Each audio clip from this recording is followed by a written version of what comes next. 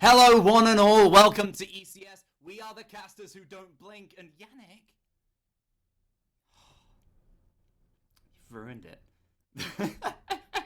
You've ruined everything now. Deary me. Mr. Blinky Blinkerson. Anyway, well, that's gone poorly, but hopefully things will improve from here. They can only get better. We have two great teams, don't we, to make things happen. What?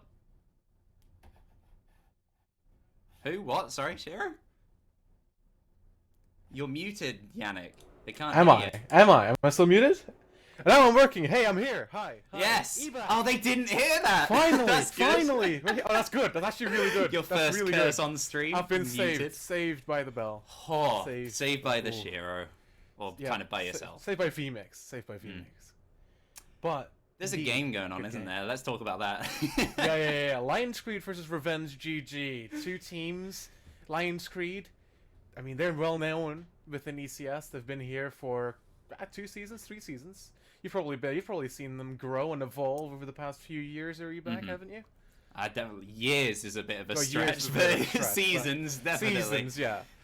They are obviously the reigning champions from last season, and they'd won it the season. Now I'm doing it before that. Deary me. They have set a precedent, but this season has been a bit of a question mark. So Yannick and I, everybody at home, we were talking about 3 main points that I want to address here before we begin. The first of which is the team's histories, how they've done this season. The second, which will make a big impact on this game in particular, is the players we have today and the rosters. And then the third will be, what was the third one? The third was, I'm sorry, I was kind of... The maps and where we find ourselves. Yes, but we'll get onto that in a minute. Tell us a little bit about these two teams, Yannick. Oh, where do you want to start, Ebak? Where do you want to start? Let's go Lionscreed. Alright, Lionscreed. So the history about Lionscreed, right? That was your first point. Yeah. That the players. So Lionscreed, the team name, it's solid. We all know it. We all know and we love it. We've seen them last season, but the players, they're a bit all over the place. We've seen different combinations of this team, but only one person really sticking in there, saying, "Hey man, it's my team. I'm gonna stick here until the end of Seno." But other than that. There are people on the scene are playing today that haven't even been playing this whole season for Lionscreed.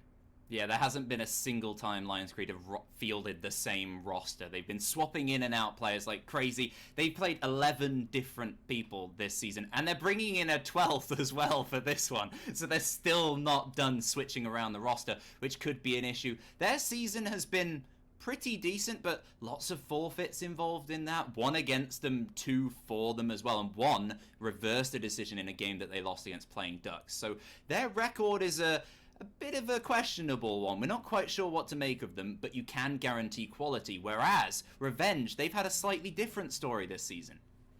Yeah, indeed, Revenge, they started off well. They started off really well in the ECS season, but then they kind of got distracted. And some would say they're distracted for a good reason. Polish nationals, of course, a lot more on the line than ECS. But I mean, you're not getting casted by us, though. That's kind of lost. But there's a lot more on the line for the players as a whole. So I get why, but we've lost a bit of quality here in the last couple of weeks. So maybe this is their time now in playoffs to start putting more effort into ECS and showing how good they can be. It's a good opportunity to do that. They've really dropped off. When Vapor was asking for me to give him the stats on the teams, he made me do one half of the season and then the second half of the season just to see the difference, because it was great and then they didn't show up. So that's pretty much the story of the season right now. But we know that Revenge, when they're applying themselves, now that they're in the playoffs, big game against Lionscreed, that's a really good chance for them to be tested. And are we getting the map? Is that the maps, or are we going straight into the game? No, it's the playoff schedule. It's the bracket. Thank you very much. We've seen some fantastic games already this season. We've got Humble Academy versus Team Unknown tomorrow, for the record, who will be playing the winners of this game, both of which would hope to be moving forward towards Arctic, but that's still a long way to go. Today, let's talk about these players, and let's start with that Lionscreed roster, which is ever shifting. Lionscreed, they haven't, as you said, they haven't fielded the same roster twice in one season, but there's one sole person that's been there every single time, that's Steno. And he's quite the solid player as well. He knows what he's doing, has a positive KD over 6 games, something that not many players can say in Lionscreed, but supporting him today is a new face, a new set of hands, and it's going to be Noodle. Noodle, new, yeah, okay. But new in the way that Creed, he used to play for Lionscreed. He used to play for X-Men's, which is like the main bulk of the Revenge roster as well at the moment. So he's in and all around this. He might have been brought in specifically for that. But he's been playing this season as well for Footprint, who then left a few playdays ago. So he's involved in everything. And that'll be an interesting one for this season because his stats are fantastic. He doesn't technically count because I put, unfortunately, the cutoff limit for games you need to play at least 6 for the stats for the top KDs. But if I extend that to 5, he's got the highest KD in ECS. So pretty solid, yeah. Pretty impressive. I mean, 5 games is still quite a sum. I mean, it definitely has some time to equal out. So, you know, I mean, he's going to be a bit bummed about that. But other than that, man, he can still maybe make it up. 2 other faces that we have seen in other places is Juhis and Panda, Jaeger's Academy. It's a team that we have kind of forgotten. I don't think they're in ECS anymore. They've disbanded, if I'm not mistaken. Jaegers? They're in the semi-final. They're in the semi-finals. Excuse me. But they're playing it's here so as well. far away. It's out of I know. mind, It's out of my train of thought. I'm small brain. Even though, but Twitter apparently said I'm big brain. So I don't know. It's a bit weird. But Juhis and Panda, they're from a different team. They're trialing here. I don't know what they're doing, but I mean, they're here to put on a good show. That's for sure. Yeah, they're all in and around the same kind of friend group, if they'd call themselves friends. I don't know. Panda's a pretty horrible person. But anyway, speaking of horrible people, let's talk about Revenge's lineup, because they're quite an interesting bunch. And they've had that weird imbalanced season has seen my most 2 notable stats are the fact that Revenge, they have 3 of the top 5 assisters in majors this season, and they've also got 3 of the top 5 highest deaths per map, which is not really a stat that you want to be involved in, but populating those stats are also some of the Lionscreed players, which means that these 2 teams, they kill or they die, and there's not much in between, which leaves us in a horrible place of the fact that this game is going to be chaos. Oh, it definitely is. We have no idea what they're going to do. We're heading to a map that we have seen before from these 2 teams, so that's interesting. But before we go into that, before we're going to delve deeper into that, we should probably highlight some of the individual players of Revenge GG. Of course, being Vapor. Vapor is a known name. He's been here, played 8 games for them. So he's a known name together with Ulfrin, if I'm saying that correctly. I think I am. Yuri, not 8 games, but I mean, that's he's been there. So what do you make of this roster right now? Vapor, Bucket, Ulfrin, Yuri, and Choco, Ebac. Very solid and quite consistently. Obviously, that weird drop-off has not been fantastic, but I have had the pleasure of watching them over in Polish Masters. They've been fantastic. They're just a really good squad in general. The one difference today that we need to point out is the fact that Booster, the regular man, I believe he went and got married and he's not around or something at the moment. Vapor said something of that effect to me, so I'm assuming that's true. I'll trust his word. And also, they are bringing in a new player in his stead, someone else from Polish Masters who came in, which is Bucket. Had a fantastic game, got 12 kills on the final playdate, and is in here today. So a pretty stable roster, Revenge, as opposed to the crazy moving one of Lionscreed, might mean that they have the strategic edge. And I think now a lot of it is going to come down to the maps. And where are we finding ourselves today? Map number 1, we're going to lovely Russia. Winter is in Russia. Well, not right now, but it is in the game. Cafe Dostoyevsky is going to be the first map pick by Lionscreed. And if you look at the stats, I mean, it makes sense why they picked it, right? It does. They have a 100% win record here this season. They've won it out not just against Bulldog, but against this very team. They were AYB at the time, but it's the same core Revenge. And that was a crazy one. That was the first game streamed this season in Playday 1. And it was crazy. I remember, I'm not 100% sure if it was a 5-1 the split to Lionscreed or whether it was a 4-2, something like that, but they had a huge lead and then it was a comeback all the way through and an 8-7 overtime edge for Lionscreed. I remember people raving to me about that particular game because I missed it, but that was a great one. So Cafe is going to be interesting, especially as we've seen it twice for Revenge as well. But they've not only lost it against one team, they've lost it against 2. They took Arctic there and lost it as well. So that's a map that you probably don't really want to come up against them on. if you're Revenge? No, if you're Revenge, you might look at Cafe and be like, oh, it's not a favorite map. But I mean, they could have banned it. The first two maps bans of Chile and Villa, and you told me just before we started that Chile was a map that wasn't played yet by these two teams. If I'm remembering that correctly, so it could have been a little bit of a wild card from Revenge to maybe ban Cafe and maybe pick Chile, but that didn't happen. We're heading to Cafe, well, later in a couple of minutes, and after that, we're guaranteed a Clubhouse game. Clubhouse is slightly different than Cafe, even stats-wise. 50% win-loss for Lionscreed, a little bit more shaky than Cafe.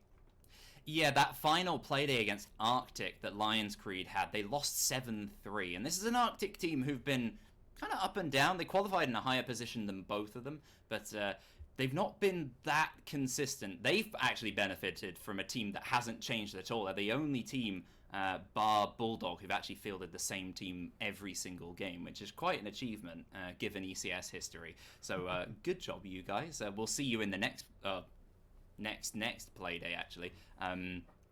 Anywho, where were we? We were talking about Clubhouse. Revenge. They've won it 2 out of 3 times, so they've played it quite a lot and done a pretty good job. So maybe slight favor to them, but that being said, Clubhouse, Lionscreed, they know what they're doing, despite the fact that they might not have the most synchronicity we've ever seen between the players, as they haven't played together as a full unit too much. They should be pretty solid. Consulate banned out by Lionscreed. We expected that. We've not seen them there, and we've seen an 100% win record on that for their opposition. Coastline, neither team's been there. It's out.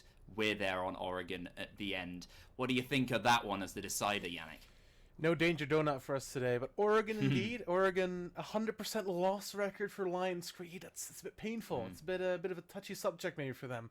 Might need to improve their Oregon game. It's quite a standard map. I'm quite surprised 100% has been reached.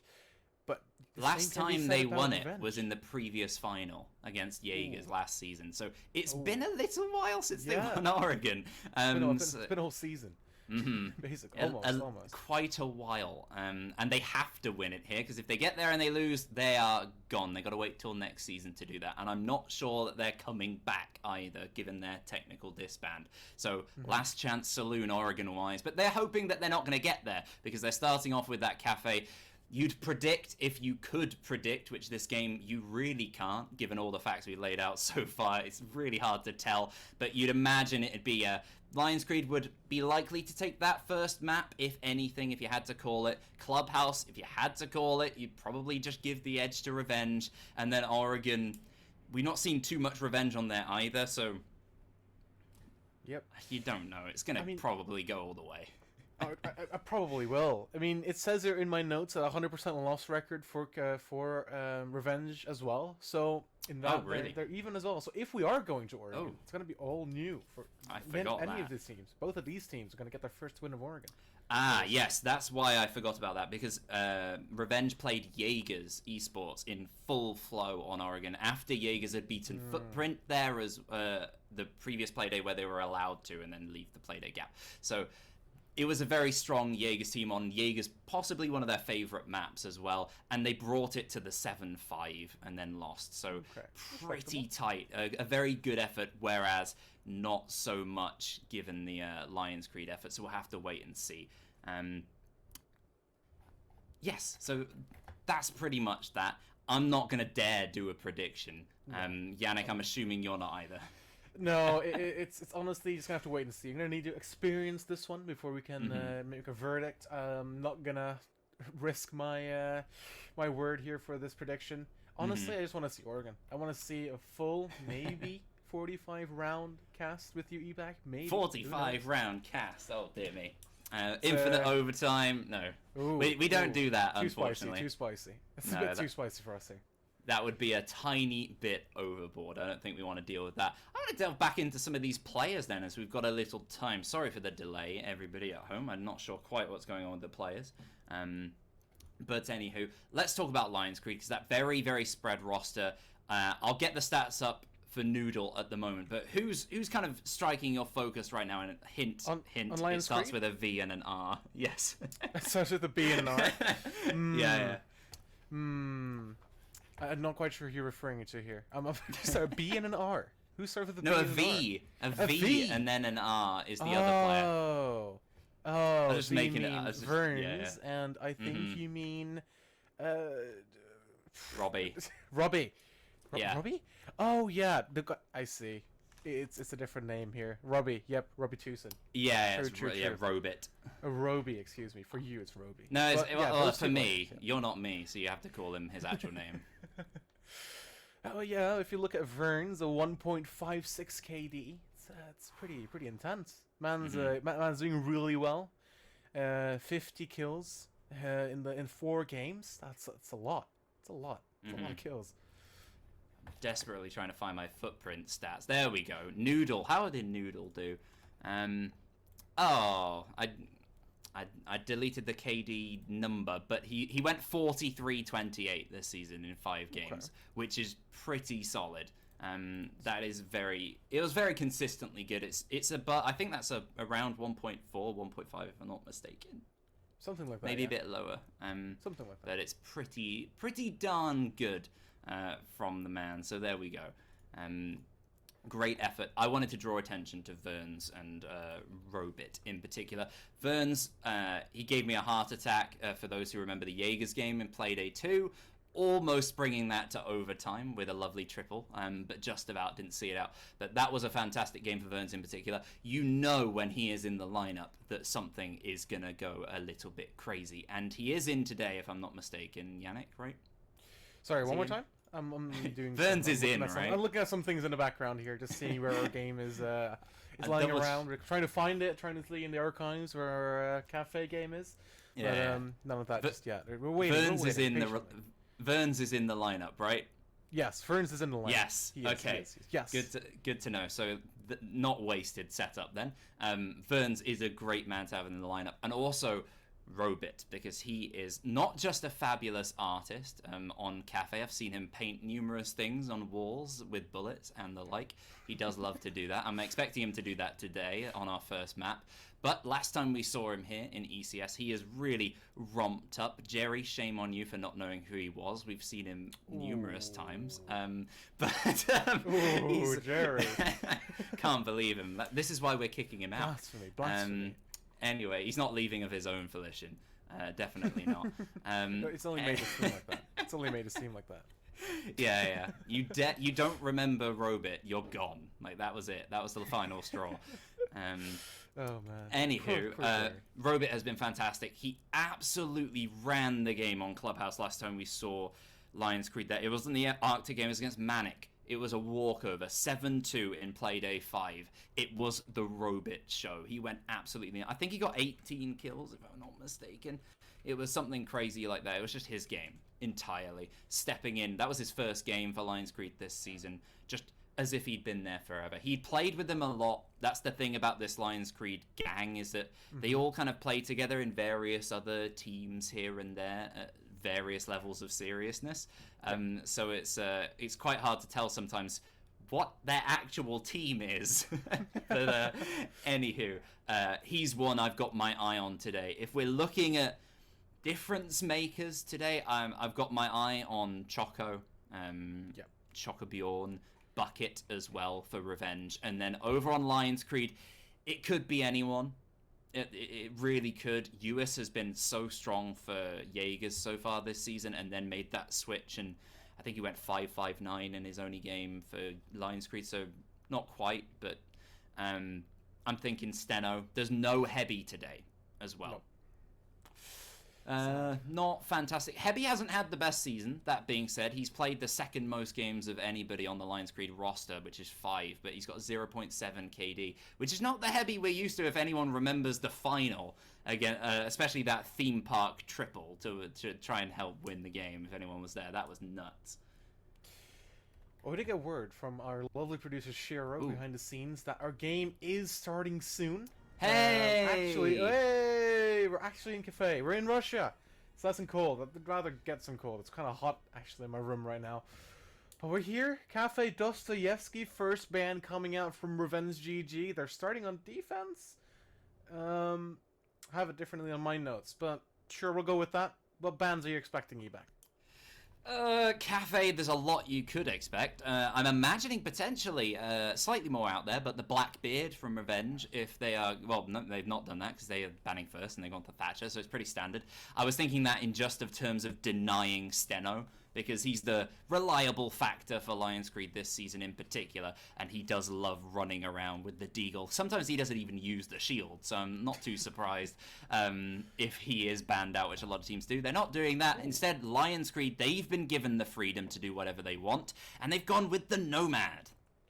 A Nomad ban. It's interesting on Cafe. The Cafe's a pretty big map for Siege standards. Not the biggest, but it's quite chunky. So with the Nomad being able to block some roamers, it's going to make it quite difficult for Revenge GG to roam. Lionscreed, it's a what? It's a 1-speed if maps were operators. Indeed, yeah. It's a 3 armor, 1-speed map. Another 3 armor that's going to go is Mira. Oh, yep. Speedily taken out. Unlike her, she's not taking any play this time around. No, she's not going to be a menace on that top floor in particular, but the bottom as well. She's useful around the place alongside another beautiful lady. It's Clash. She's gone. We're not seeing her deployed around Pixel or anything. Unfortunate. Revenge. I mean, Vapor, I trusted you, man. Is there like a history of Clash that I just am not aware about here? Vapor was on my staff team, and like our whole thing was that we love Clash and we would never ban Clash. And what's he done? Oh, I can't believe this. Barn burners forever. It's painful, isn't it, Eban, when it comes back to just this. Backstabbing. So many players I hate in this lineup in general. Okay, well, round number 1, bar cocktail, standard. I mean, realistically, we didn't expect anything else. No. Kitchen maybe, but no. We're going bar cocktail. Gonna get a drink. Revenge GG, very standard first pick. The Iruni coming out. She's actually seen a lot of play this season. I'm quite surprised that even when she is such a new operator, she is played as much as she is nowadays. Every utility being quite vital to some holds. I think some players even kind of use it like a de facto castle barricade, or even as a support to even further reinforce a doorway when you already have a castle barricade placed upon it. So Choco going for the Iruni, not that surprising. No. It's going to be quite interesting to see where those laser gates are going to be placed.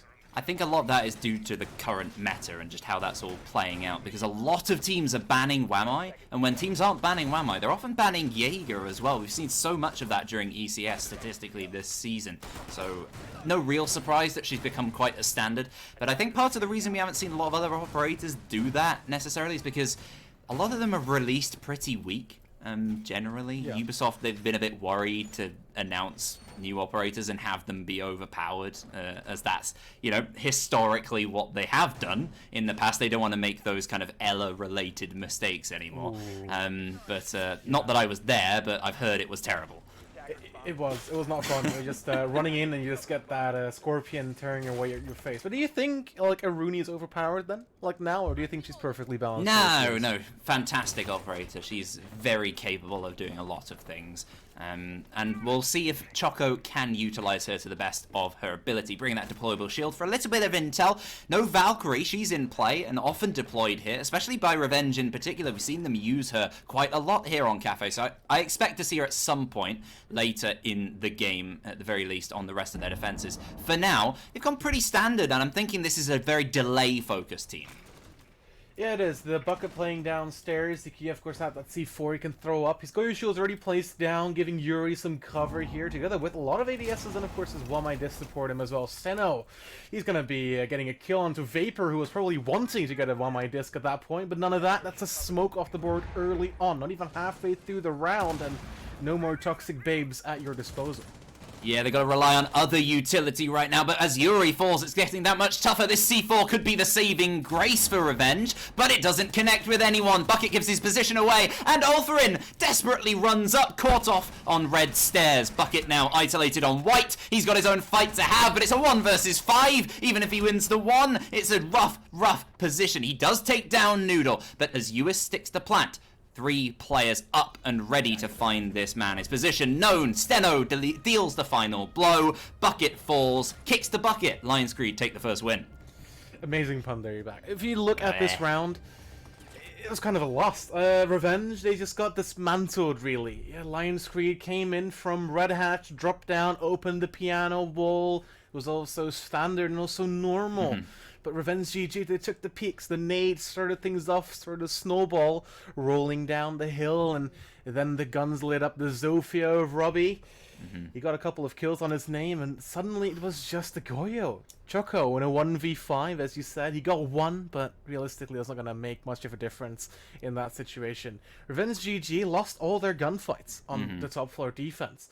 On the macro, I'd say on the macro scale, Revenge weren't aggressive enough. But on the micro scale, they were too aggressive, if that makes sense. Each individual player having those fights, losing them unnecessarily when they can rely on some of the automatic delay they have via Goyo shields and smoke canisters.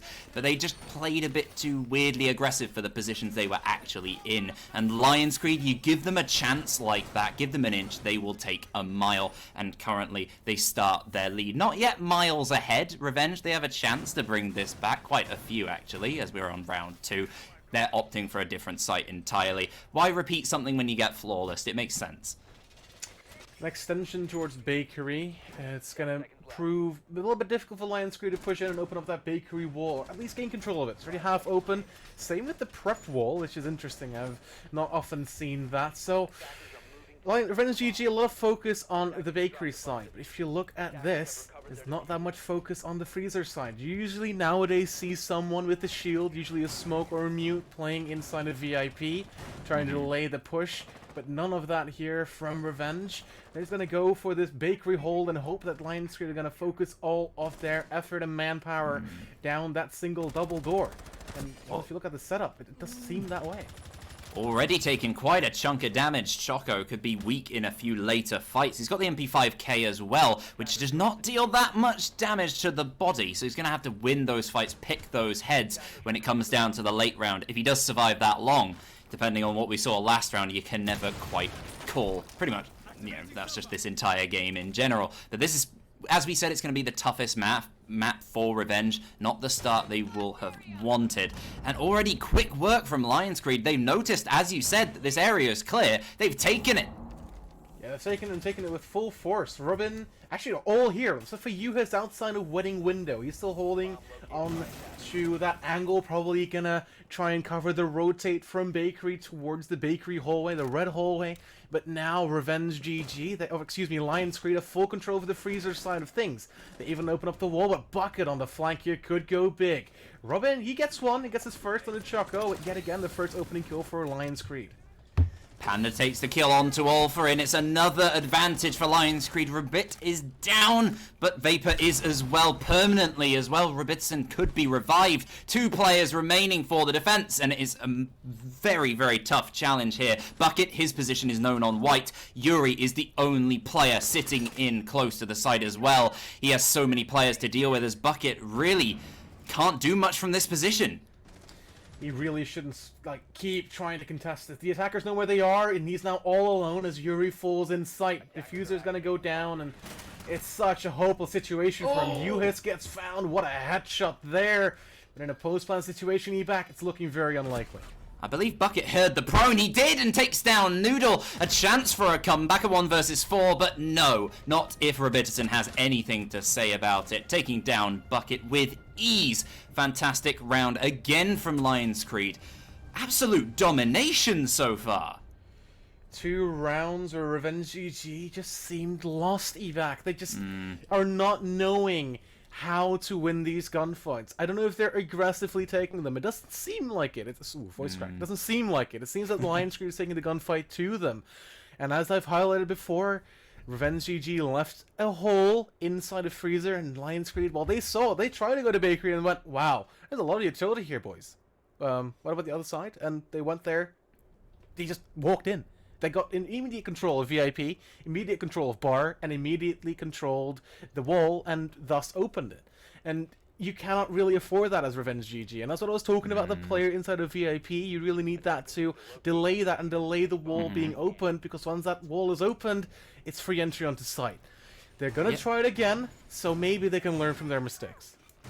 We'll see if their strategy changes at all. They have the operators to do it, but they are very similar to last time. No, they're exactly the same, actually. So that doesn't really spell too much success for Revenge, you imagine.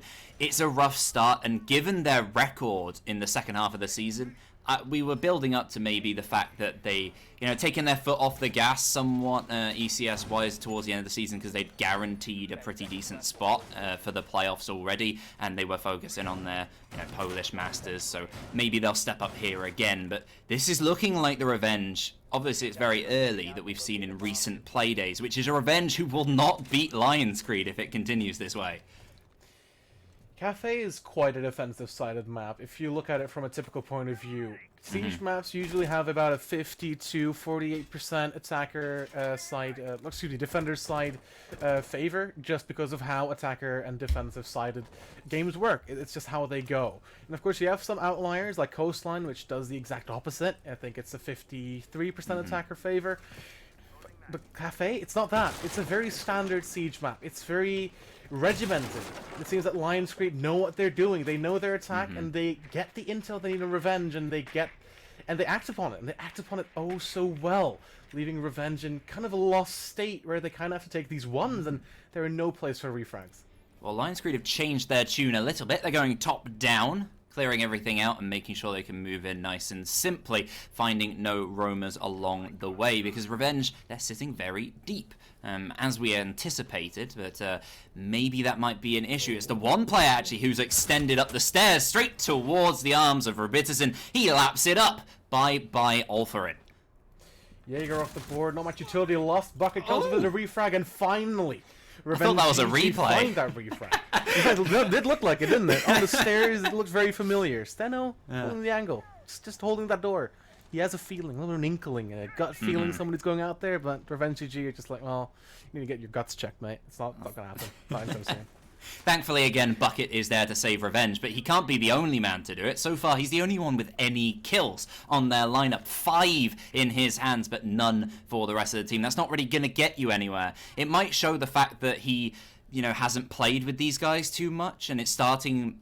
We've already seen him be quite far away from them and get isolated. Obviously, that's great play from Lionscreed to force him to be isolated, but at the same time, could be an issue if it continues, especially on maps like Clubhouse later on. And he's taken down. Steno finds another kill. What a start Lionscreed have had, but it doesn't seem like they're stopping yet. Freezer wall gets open. The player playing in VIP, he gets dealt with by Steno, and now is the player they really needed to stay alive a little bit longer. You need someone with delay there. Otherwise, this is exactly what happens. You get stomped on. Steno's going to try to maybe attack from a different side. Yuri's going to be his next point of contact if he isn't aware of this. He has an AR. The MP5 is going to be outclassed here by Steno's weapon. With 20 seconds to go, Lionscreed needs to get the ball rolling. Clever from Yuri. He's ready for that nade just in case he sees it and then pushes at that exact moment. Very clever. Takes down Steno. Man count equalized, but they're losing men inside the site. A close engagement that's lost by Vapor with the shotgun. Noodle takes 2. Yuri stuck outside. I was praising his clever play earlier, but he needs to deny this plant. So close, but no, he doesn't get the player whilst he's planting or after escaping into Freezer Noodle with his life. Panda is 1 bullet away from death, but surely the refrag could come out from Lionscreed. They're in safe positions for a refrag. 30 seconds left for Yuri to pull out something marvelous. He does have a C4 to deny an area potentially, but Panda, the player on low health, the one who would be the easier pick, finds the pick himself. Yuri's down. Lionscreed 3-0 up already. Revenge, you're bleeding rounds. You're bleeding rounds really quickly here. It took Lionscreed longer to get the control they needed. Keep bleeding, keep bleeding rounds. It's not working. It's not working. Revenge GG, whatever you're trying to do, it's not working. You need more delay. Revenge GG are taking the gunfights to Lionscreed and then just dying. They're not winning them. I don't think Revenge don't seem to be doing either. They're kind of going half as if they are bringing a delay-focused team in terms of operators, and then half towards not doing that at all, because they aren't committing to the actual hold they're trying to do. They're actually playing slightly more flexible roles around it, and it's really not working out, because Lionscreed, They are identifying. They are doing fantastic intel work. Keep an eye on those drone counters in the corner throughout these rounds, and that might give you some idea. As well as just watching where the drones are throughout the round, you will see they know what's going on the majority of the time. They do so much work just during the prep phase here to figure out exactly where they are, position their drones in the right positions, and then shut down those roamers. Move in nice and quickly. Now heading over to Reading and Fireplace, a standard tertiary bomb site. The only tertiary right now is that only 3 here is that Revenge have lost 3 rounds, so they kind of need to get themselves, kind of get on the back on their feet here. Winning this round could maybe give them some momentum they needed, some morale boost, because I mean, losing 3 rounds in a row is painful, not just in the round count, but also for your mentality. What Revenge need to do now is try and delay Lionscreed. Lionscreed haven't really been delayed as much. They can get free reign over what they want to do. Their pacing is up to them. Revenge GG just dying whenever they really encounter a Lionscreed player, except for Bucket, who's actually doing a pretty good job with 5 kills. I know the only reins I see right now are around Revenge's neck, and Lionscreed are just taking them for a ride right now. Absolutely doing what they will with their buckaroo. So here they come on in to try and take another round. A 4-0 would be so hard to recover already for Revenge.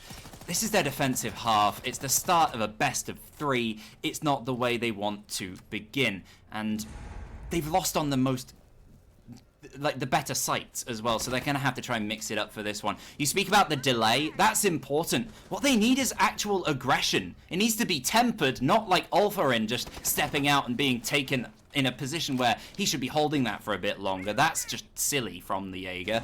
First man lost in this round already, in ground taken by Lionscreed. They pick up another, that's 2 for them, but the one struck back by Yuri. I almost said stricken.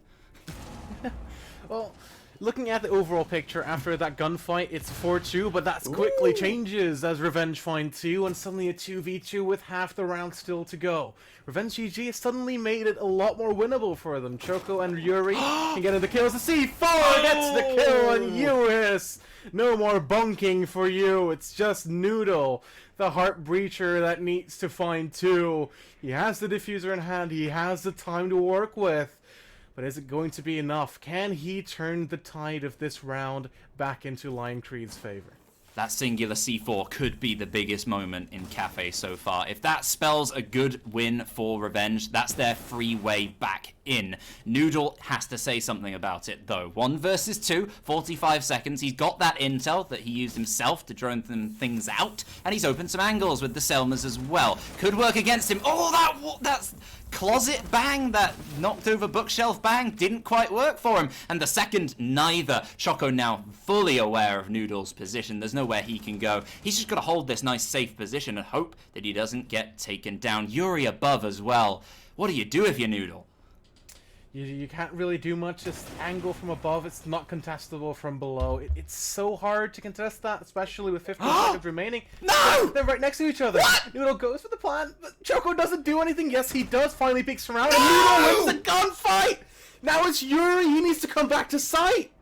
Well, he's dropped down. There's 3 seconds left, and surely Noodle jumps up and he wins. No way has he won this out. Revenge throw it away. That was their chance, and now Lionscreed take a 4-0 lead. What? Noodle, the man of the hour, clutching a 1v2. Oh. So close. Revenge, they tasted victory. They tasted it, but it was just so close. And they let it slip, Evac. It was a round. No. It was their round to turn the tide and get around the board. I already had it all planned out in my head. They're going to win round 1. It's going to be a 3-3 split. Nothing in between these teams. But Noodle said no. No, Yannick. You can't have that. It's a Lionscreed game. This cafe is ours, and it's ours to take it. 4-0 up on your attack, Evac. It's so hard to lose this. I do not see many situations, many scenarios where Revenge can really come back from this. It's a slip like a banana peel on Mario Kart. Actually, you know what? That's not enough. It was like a blue turtle shell on Mario Kart Wii. That thing was OP as hell. And Revenge, they just shut that away down the sink. Dearie me. They're going to have to reattempt here at the top floor. 4 failed defenses in a row. And it's been getting better. Like, they've been bringing it closer in man count-ish. But in the 2 versus 1, I handed it to you with 20 seconds left saying Noodle's not got a chance. He just walks in next to 1. Choco doesn't seal the kill. And then, I don't know what the Goyo, I think it was Bucket, was playing out there at the end. Very well taken by Noodle. You know, like, you give him a chance, he's still got to take it. So great job. But Revenge, that's really summed up their play so far. They have not showed up here yet on Cafe. And you've got to hope they've got something better up their sleeves later on. Yeah, we're going back to Bar, the site they played round number 1, and honestly, Lionscreed, it looks like they know what they're doing. They seem to be the team that have the discipline, that have the controlled aggression, that just have it down to a T. Where Revenge, kind of running around with a chicken without a head. Is that an English thing? I'm not quite sure, but well, yeah, headless chicken. It is going to be a headless chicken. Yeah. So I'm not quite sure what's going to happen here. Ulf, though, getting the first opening kill for Revenge this entire game, this entire series. Revenge GG in round number 5. They take their first opening kill. Yeah, it's a good start for Revenge. It'll help them with their delay game and not losing anyone too early either. First minute gone by and they have the slight advantage, but it's taken straight back, as I say it. Panda gets a lovely frag grenade kill onto Choco on the Aruni, so no extra, I don't know, whatever she might offer to them. Yuri and Ulfrin find offerings of their own, and they are so sweet for Revenge. Finally, Revenge. They're taking Revenge for the last 4 rounds. Bucket coming back onto site. Oh, they know what's happening, but he's not even looking! He just presses G, and he gets obliterated, and it's Noodle yet again in a clutch situation. A little bit different than last time, a different site, and 2 times the man count he needs to go through. But yet again, he has the time to use at his disposal. Yeah, I spoke about that Valkyrie that we might be seeing from Revenge. They don't need her. They've just used Yuri here. If he's holding this position, he can give the call, and it's simple enough to just blow that pre-placed C4 that nobody cleared out for Lionscreed. Unfortunate for them. They usually do that sort of thing, or at least put some pressure on. But unfortunately, they've lost another man. It's down to Noodle. We saw him pull out a 1 versus 2 in the previous round, but this one looks a lot more difficult. 45 seconds left. 4 players to deal with, and the majority of them are on pretty decent health too. Yeah, it's looking every second that goes by, Noodle is going to be having a more and more tough time. He's planting. He's planting. He's planting his hopes and dreams in the floor, because it's dying with every single second that passes by. It's well, let's talk about positives then, Yannick. Assuming that it's a bit too difficult for Noodle in this position, what have Revenge done this round to really turn the tides? Well, they won their gunfights. They won their ones, and that's somehow more important than strategy in this. They won their gunfights. They got the valuable picks off. Noodle saving his KD. Round number 5. Sure, let's take it. But is it going to be enough, Ebak? We're 5 rounds in, heading into round number 6. Revenge, with 1 round, could they go for a 4-2 split? That's ideally what they want. That's the most they can get. But they're on a defensive-sided map, and they're losing Vapor as well. So 4-2 wouldn't be a disaster. They can come back with that. But also, good time for an extended pause here for Revenge. Just to take a tactical timeout. Vapor's resetting his internet, so we'll have to wait and see. Sorry for all the delays today. So it was quite a while to get started in the game, and now we're doing another rehost. Bit of a fuss.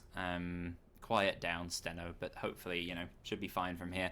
Revenge, they've found their way back in. I did say that, that C4 in the earlier round from Choco, when it brought it to the 1 versus 2, might have given them that big chance. They threw it away, but they've earned it back again, and that was actually convincing. 4 men still alive right at the end, and a lot of the delaying utility they had was still in position. Like, the canisters, not necessarily all expent. The Goyo shields were still strong because they're bringing this Aruni, Jaeger, Wamai combo, which is great for protecting some of that delay and then using it. I'm thinking the fact that they haven't used that so far this game to its fullest extent, they've got 1 round left. Swap out either the Wamai, the Jaeger, or the Aruni, maybe even 2 of them, and just bring something out of left field. Bring a Roma, bring an extra maybe C4, because that's a nice way to win a fight without having to do it. I mean, I'd say bring the Clash, but they've been morons and they banned it. Yeah, no Clash today. No Clash for the next couple of minutes. Oh. Going back to reading room and fireplace. Should we look at our beautiful faces, Shiro, rather than these miserable ones? Oh, hello. Transition. Ooh, spicy. I didn't put this shirt on for nothing. It's boiling in here. Yeah, it is. It is. If I knew the camera wouldn't be on me, I wouldn't be. I'd just be sitting here in my underpants. Well, Revenge. They're going back to reading room, a site they narrowly lost to a clutching noodle. Mm-hmm. Can they pull it off this time, or maybe? So a clutching noodle sounds like a really weird experimental film. It sounds like some foreign kind of noodle as well. Yeah. Oh yes, the clutching noodle fable. Yes. Yeah, maybe it's like a Chinese. Like a legendary story. Yeah. A little fairy tale, maybe. The clutching noodle. Let's make that a thing. Whoever's good at editing, put that video together. Anywho. But yeah, going back to yes. reading, it's a site that Revenge. Well, they came close. They came really close, and realistically, I would even say that they should have won that. Yes. Noodle clutching. It's something that is not it's not supposed to happen. So maybe they can come back there and win it. Lionscreed now, though, they got a taste. They know what Revenge are going to be setting up. They know what they want to do, so maybe they can adapt to it. You've seen Lionscreed maybe try some different strategies. They have already shown they can attack Kitchen in 2 ways. So I wouldn't be too surprised with them pulling out another strategy out of the bag. I think right now they'll be planning their defenses more than anything else. They could probably assure themselves that they'll at least give a good effort here. They might lose it out on reading. We've seen a good effort from Revenge, as you said last time, so that's kind of in the melting pot of ideas. They're probably looking forward and thinking, what can we offer up ourselves? What are we expecting from our opposition? Because I don't think anyone expected the frankly appalling defensive display we've seen so far from Revenge. Obviously, it's been pulled apart. I think against a lot of teams, maybe across other divisions, they wouldn't look so bad right now. But Lionscreed, they've seen every little opportunity, and they've just absolutely shoved themselves into it. They've gone, what is it, the square hole, like circle, triangle, everything. Like, any opportunity, it doesn't matter what they've got, they will put it in there. Yeah. Yeah, no, they're making it work even when they shouldn't make it work. Honestly, I'm struggling to see a scenario here where Lionscreed don't win this last attacking round. I really do think they can have a chance. Revenge winning this round though is gonna be a big morale boost. I think that if a comeback is gonna happen, this is gonna catalyze it. This is gonna be the start of many good things if Revenge can pull on and carry on with the momentum they've gained here. This rehost not really helping with that though. It'll give them both a bit of time to just kind of cool down and consider their strategy, which will probably help Revenge more so than it will Lionscreed. It'll probably irritate Lionscreed more than anything else, and that's one thing you gotta watch out for if anyone is a legacy fan of ECS. What do you want to do? Well, if you're playing against Lionscreed, the main thing on your mind is try and upset Steno. Try and irritate him, get under his skin, because it can shake his performance. But it's a double-edged sword, because if you get Steno upset, and he's the right kind of upset, and just gets a bit irritated and decides to take it out on you, you will get demolished. Really? Actually, I haven't been in ECS for quite a long time here. I've been in here for like a season now, I think. Fair enough. Over a season, so no references for me. I'm sorry. That's usually a kind of I don't know. Jaegers and Lionscreed have a very storied history in particular, and that's one that can play out. And we've already seen these a bit upset already. I'm a bit disappointed. We'll wait and see with Rover. I assume because he's on the attack. Once he gets to defense, we might see him drawing some nice art. go. We'll have to wait and see. You've hyped me up for the art, Eva. I know. You've teased it. You said that it can be some amazing art. So, Grissom, you've I'm got to interested. remind them in the chat when we get there. Shout out to Grissom and Shiro, by the way, behind the scenes, doing all the magic here today, sorting out all the rehos, making sure everything's smooth and wonderful. Smooth and wonderful. Revenge GG, they're going to be relying on the strategy from 2 rounds ago. Same lineup of players and... Ulf. Same result here. No! Ulf actually got the opening kill in that round. Yeah. On reading, and now he just gets boinked, gets tapped. He actually got one tapped. Same as pretty much the majority of the other rounds. He has been the first man to fall quite a few times. The entry is definitely not going in his favor or his team's consecutively, generally. Yeah, that was an exact trade. Now that I think about it, Robit was the man taken out, but Revenge, it came close all the way through. 3 versus 3 with a nice C4, and then 2 versus 2, 2 versus 1. It was tight the whole way through, and it may come down again to just delaying as much as possible and slowing them down, which has been an issue for Revenge. They've not exacted the plan that they've set out to do. That will help with it. The Vector takes down Panda, and the man count equalized. Hard breach off the board as well. They still have the Maverick, and that's going to be the sole heart breacher that Lionscreed are going to need to rely on for now.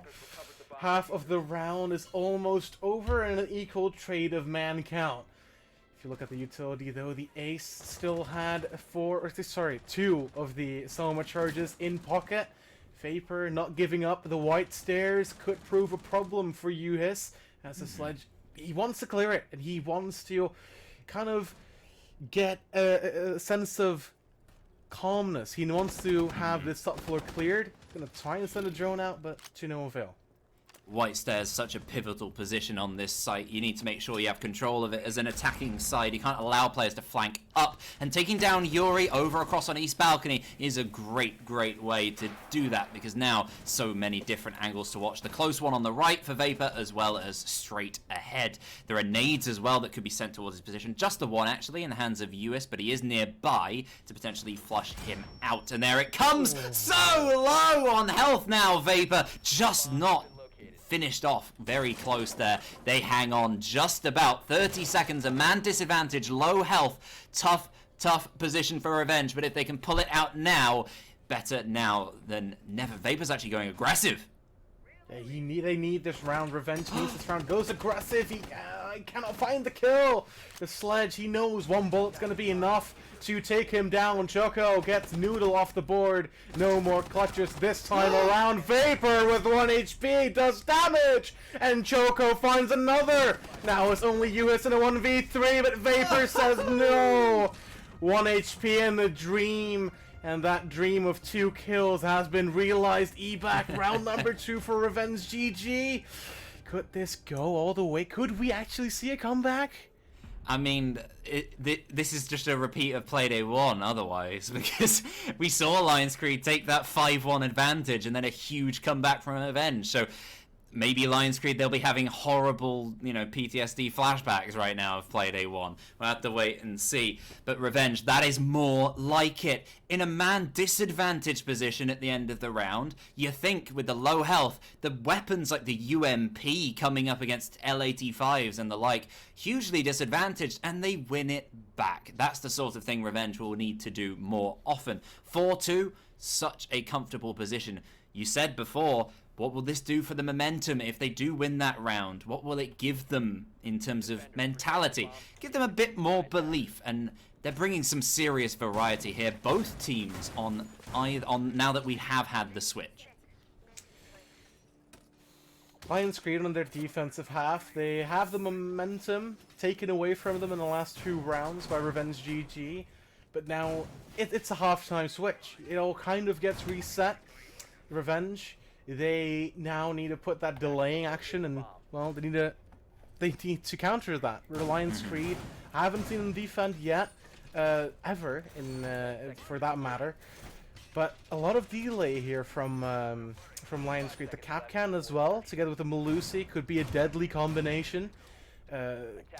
Honestly, it's a really good hold here from Lionscreed for now. Kind of interested to see how Revenge GG are going to attack this site here. Opening up Bathroom makes it a lot more difficult for Revenge to take active control of Piano, if done correctly by Lionscreed. Revenge GG tried the same, but not really had the result that they wanted from it. Well, we spoke about intel in terms of Lionscreed's attacking. This time, both teams with a decent focus on it, in particular Revenge right now, with that Zero and the Geminis of Bucket as well running the Iana. There's a lot they can do, and with all those drones on top, they can really just make sure that they don't come across any surprises. None of those roaming nightmares that Lionscreed have will catch them off, hopefully. And I was about to point out those Capcan traps. They need to identify it as a Capcan and make sure they don't get trapped by any of that. Oh, well, that's a shame. No. Bit of a for mistake. Hibana pellets. It's for Hibana pellets. Gone. You might think, oh, it's just 4. It's not going to be that much. Might come back to want them later on. Who knows? Who knows? It's all utility management. She is the only hard breacher, so that is quite impactful, potentially. Bucket, he's going to be expending his frag grenades, 2 sent all the way over, by the looks of it. No, he's just baiting the second, whilst he does take out the Goyo shield. So much delay on this top floor. We think back to Lionscreed's first attack on this site. They were right in VIP, close, clearing out the top floor and second floor as well. Well within the first minute or so. We've only got a minute 20 left. Look at this. Yeah, we're still on a repel. Uhis does take a lot of damage. Panda gets taken out by Vapor. Finally, the guns from Revenge GG coming alive. They have the better guns. They should really start getting these kills as the minute is left to play. Yuri with a nade, not going to do much damage. He does actually do damage. Vapor gets Steno, and suddenly Lionscreed, they're falling apart at the seams as well. Robit gets a kill onto Vapor, gives the advantage. Well, no, sorry, stifles the bigger advantage. Dear me, that Revenge had. Sorry, you take it, Yano. He answers back to the 2 kills that Revenge GG have gotten. Uhis, he's hanging on to his life here inside a freezer. Has utility thrown at his head, but Noodle could be big on white stairs. He needs to look the right way. Here's the sound, sees the shadow, but no kills land. Choco does get, and finally, dispatches of Uhis. And now a 2v4 Noodle. We've seen him come back from a disadvantage, gets Bucket through the wall. Robbie needs to come big, but no, Yuri takes the head off of him. And now it's Noodle in a 1v3 post-plant situation is imminent. He gets Yuri dispatched off the Hibana, gets the plant down. Now it's Zofia and Choco left in a 1v2. Noodle needs to make the play, but Ulf answers back with bullets. Revenge GG with their first attacking round. Noodle, he tried so hard, but no, in the end, it wasn't to be. It's his third 1vx in almost as many rounds. It's a bit mean of Lionscreed to keep leaving him in this position. He managed it the first time, but it was somewhat gifted. A great effort. Again, he was relatively close with some of those wallbang attempts as well. Just couldn't quite manage it. Revenge, despite the fact that they were very slow on moving in, once they got in, they had done a lot of the work already of getting rid of deployable utility and anything that might slow them down. So clearly that intel play worked for them late on. Vapor, despite the fact he was the one who died early on, he probably had those cameras in and around, giving them the intel to make sure that Noodle was shut down in the end. So great attacking play, and an attacker-favoured Cafe we're definitely seeing come out at the moment. And Revenge, with the 2 rounds they've taken, that might be a bit more of a blessing than we realised. Yeah, it could definitely be a big blessing if it does turn out to be that way, Evac. I haven't seen many attackers out of the Cafes yet, but there's a first for everything. This might be it for me. Lionscreed, I don't know. They knew what they were doing. They got the delay off, as you said, but it just didn't amount to anything. They lost their ones the same way as Revenge GG did. I'm not quite sure what went wrong there for them. I hope that they can identify it. They're better analysts than I am, maybe if you're in the game. Slight lack of attention, taking their foot off the gas somewhat, not quite being on the front foot always. That is one of the issues with this Lionscreed roster, other than the fact that sometimes they do switch around a lot. Sometimes they just don't take it as 100% as they should all the time. They tend to throw a few rounds away where they don't need to, and in games that are really well contested and that come close, it can be a real issue. Quite a start here to C4 coming out, but no, to no avail here from the defender's side. Kind of losing my train of thought here. The drones coming in though. A lot of droning work here from Revenge GG, but they've lost 3 already. They're losing them quick, and if it keeps continuing at this rate, excuse me, they're going to be out of drones real soon. Does seem to be a little bit of a faster push here though from Revenge GG.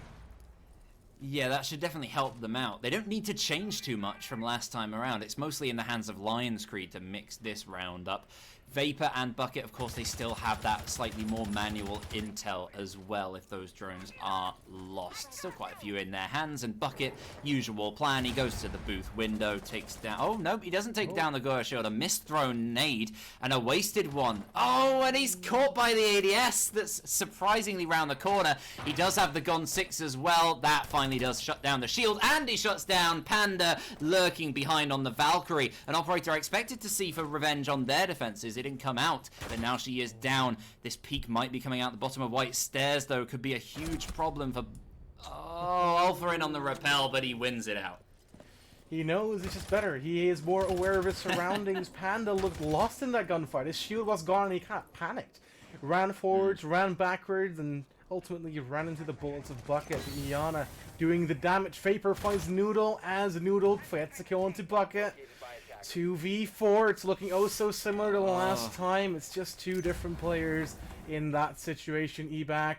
It is. A trade is not going to help you when your man disadvantaged on the defense. It means you've got 45 seconds left to hold with 1 smoke canister, which is not great. And so many throwables still in the hands of their opposition. And the intel, which is still there, mind you. They got all those drones. They got all that... Oh, no, unfortunate. What is US doing? He doesn't know the angles there. Taken down through it by Alpharin, and Vapor finds the other onto Rabitison.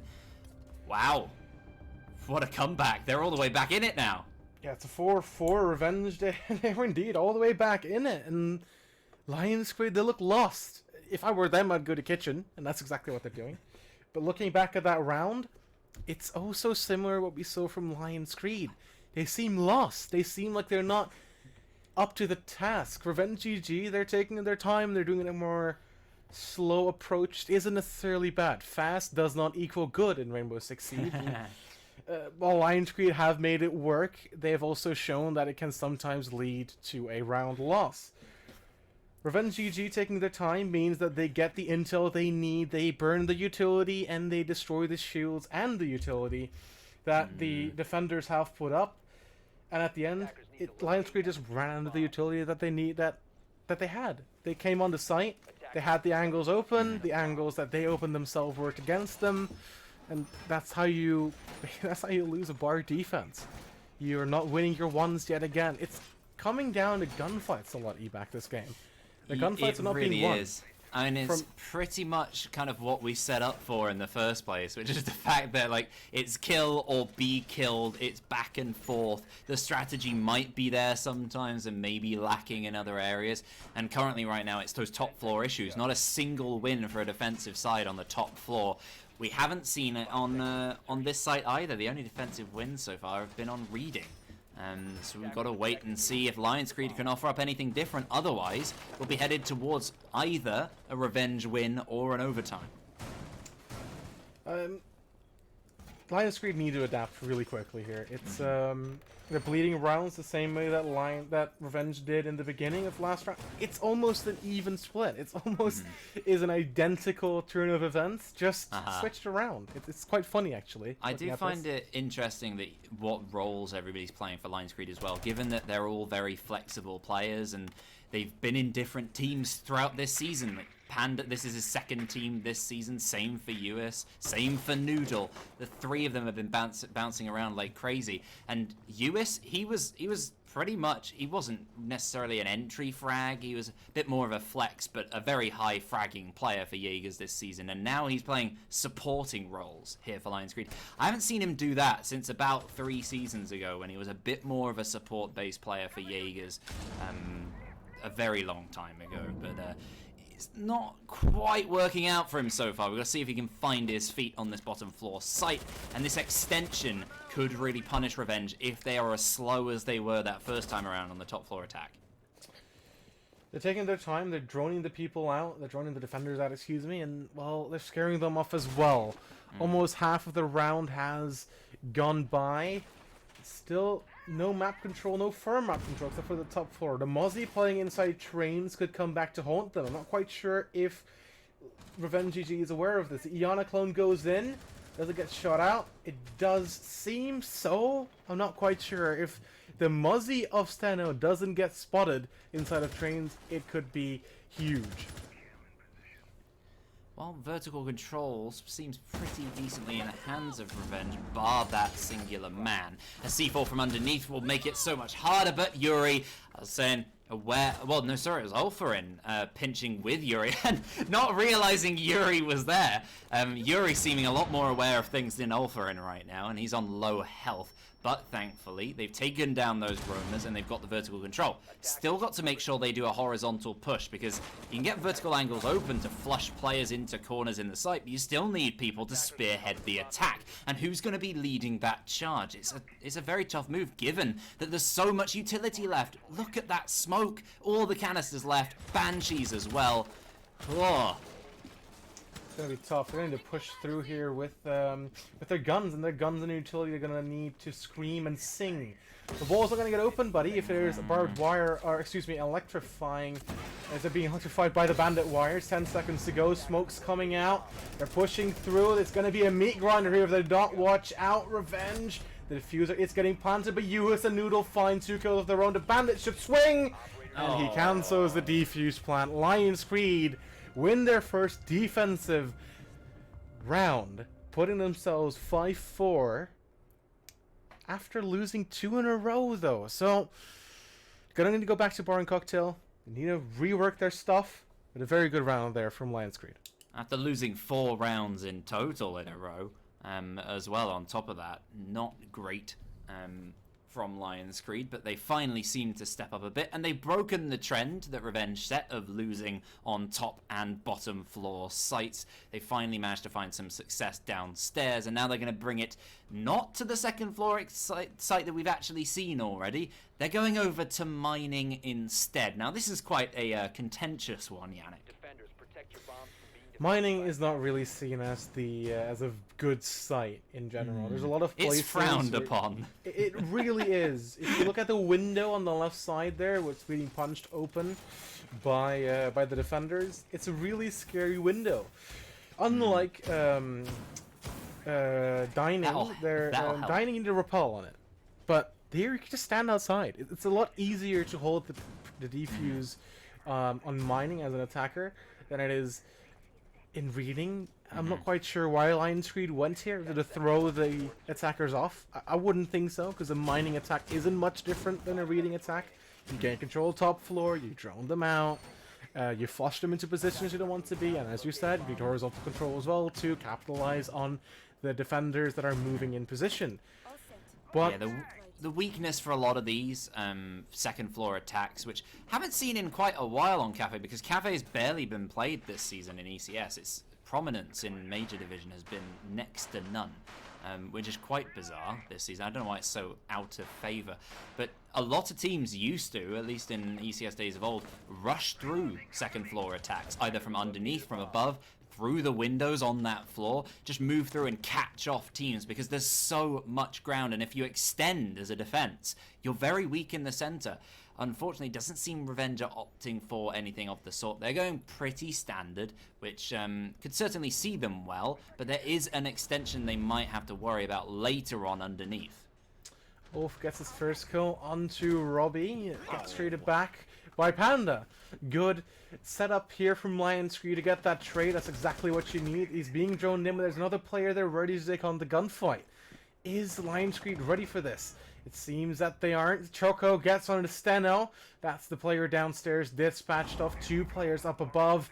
Panda and Noodle, they need to play this correctly. They can get a trade-off if they are going to play it correctly. Panda gets 1, but Bucket finds the reverse kill. Finds 2, actually, with a follow-up onto Noodle. US final man remaining. He's going 2-6, not having a great time. Lowest fragger in the game so far after Vapor's step up on those final defensive rounds. That intel from the Gemini is going to tell Bucket and the rest of his team so much about US. He's not actually put down 2 jammers, which is quite interesting. Obviously, the only 2 were necessary. But the vertical control, everything in the hands of Revenge. But we've seen this before. We've seen them in a great position and them throw it away. Here on the second floor as well. US, he's allowed to just wander around. You've just got to take their time, use the intel they have and their utility to open the angles and maybe just try and get this plant down. It seems like that's what Choco's going to try and do. With the vertical angles above, it should be virtually an impossible retake for US. So the main job is stopping this plant in the first place. I'm not quite sure what's taking them so long. The SMG-11 does some damage to Bucket up above. Choco should go for the defuse. That's exactly what he does. With 30 seconds to go, it's quickly going to change back into 45 seconds, but the roles will be reversed. Uhis down to 1 HP is going to be tough to fight back, but Choco with the amazing flick onto the head of the Mute puts them back all level, puts them all back into a 5-5. 12 rounds guaranteed. Could we see more? Again, US still bringing it close. Finding the kill onto the supporting player and almost having enough time to swing on the final man planting. Well, not the final man, Choco planting. Final man would be stuck upstairs in a very bad position, given that. So very close, but Revenge, that's much better for them on the attack. They've bucked a trend as well. Both previous rounds we've seen mix things up. A win on the bottom floor for a defense and a win on the second floor for an attack. So things not necessarily going as it has previously, but it has in terms of the rounds, because it's still very hard to separate these teams. Just barreling headfirst towards overtime right now. It definitely seems that we're going to go into that direction. We're going back up to Bar, a side that Lionscreed has lost twice. The way they've defended it, it doesn't seem very likely for them to win it again. It comes back down to gunfights. We saw it last round as well. Although Panda did well getting 2, maybe even 3. It just keeps getting responded. There's always a response from Revenge to either trade back, and usually trade back with an even bigger blow by swinging the man advantage into their favor. It's a gunfight game. Like right now, the defense is losing it. Not necessarily the fault of Lionscreed, it's just the defense that is usually losing their gunfights. Yeah, definitely a day for attackers right now here on Cafe. I think a big part of Revenge, actually, it's not just the ability to refrag, it's actually the fact that individual players are getting quick doubles more than anything else. Ooh, that's an awkward moment for Ulthurin, encountering Steno there on the mining window. Not necessarily something you'd anticipate, but there we go. He's got to be worried about that potential jump out. He seems potentially aware, as Steno has been there in the past. Panda as well, usually lurking towards that position, watching out for repelling players. They do have the Valkyrie. They have the option to maybe try and find some of the repelling players. I'm surprised by the lack of aggression from both teams, though, so far this game. Yeah, especially on the defensive side. It's not that many runouts. These repels, they're very vulnerable. And you are very vulnerable when you're on repel. It's almost scary. I don't like repelling on these windows because, I mean, it's only one punch of the barricade and you could be dead. It's so treacherous to be in that situation. Ooh. Vapor with the Argus cams gets a lot of intel. Bucket gets a kill, and that's Steno off the board. The Valkyrie is going to be dispatched of, continuing the trend of attacking round wins, attacking round opening kills. Is Revenge GG. Great observing, Grissom, by the way, catching that bit of Argus action. It's quite hard to tell a lot of the time what the intel game is like for a lot of these teams. I was praising Lionscreed for it earlier, and Revenge seem on top of it themselves. Running a little bit low on drones, but it's not an issue because they do bring such a versatile lineup here that they haven't changed very much at all. I don't think they've changed a single operator so far on their attacking side, but they haven't needed to because they can answer any questions necessary that Lionscreed pose. And they haven't posed too many themselves. These vertical C4s might be the issue. I think Robinson's already used his, or it's pre-placed still. Not 100% sure. No, it is pre-placed, and he takes down Choco. Vapor answers back onto Panda with a nice shot, and Intel coming out for Bucket yet again with that Gemini. They know the positions of these final remaining defenders, and except for Robit, actually, they'll be aware there might be someone underneath. That was a pre-placed C4, so 30 seconds and a lot still to do for Revenge. Noodle holding onto white stairs, and the 90 corridor could come back to haunt Revenge. Vapor goes for the plant. He attempts it, but stops immediately. But Ulf takes the head of Noodle. And What suddenly angle. just Uhis and Robbie, excuse me, in a 2v4. Vapor gets down, but Ulf gets Revenge. And it's the 1 HP Robbie in a 1v3. It's not likely, and it's not going to happen. Yuri gets the final kill. Revenge GG on match point. They're finally there. 6-5. Can Lionscreed respond in their last defensive round in regulation?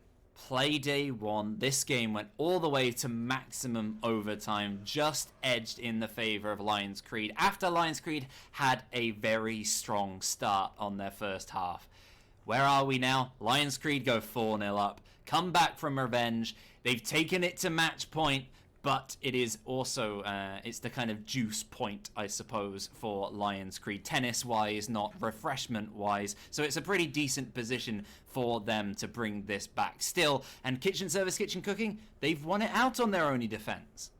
It's the only defensive side that Lionscreed has won ever in this game, in this map.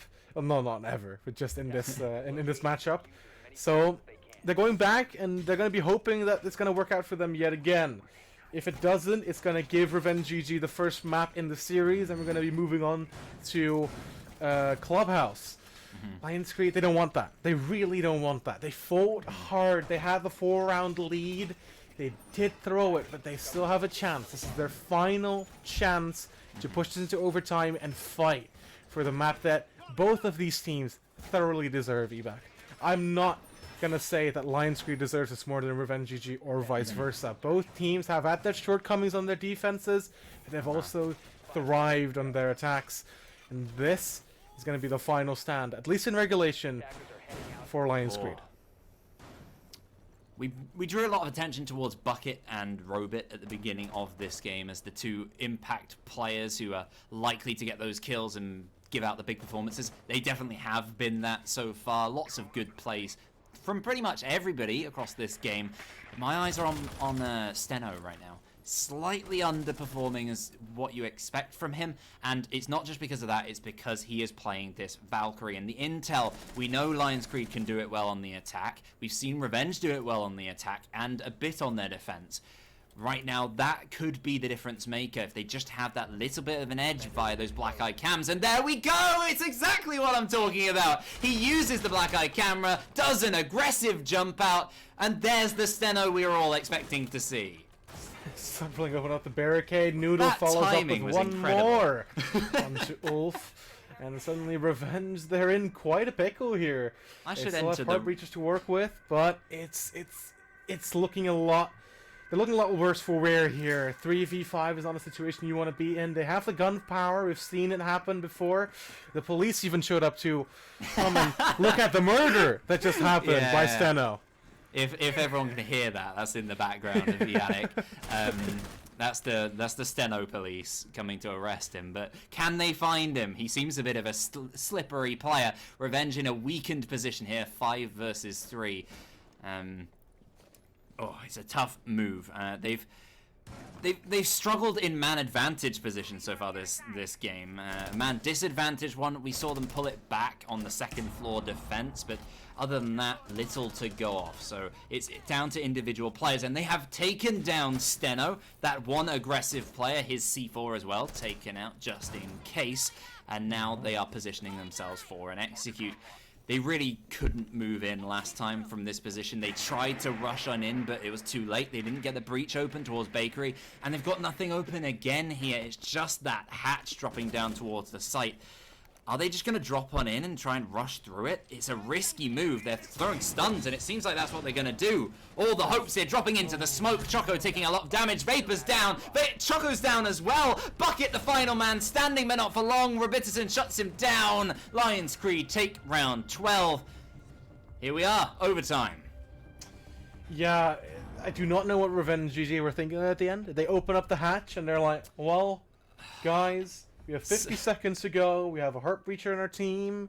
We could go open a wall. We could go maybe for a split push. Or, you know, we could have just dropped down this hatch. And they saw a smoke grenade come in and they're just like, well, you know what? We're committed now.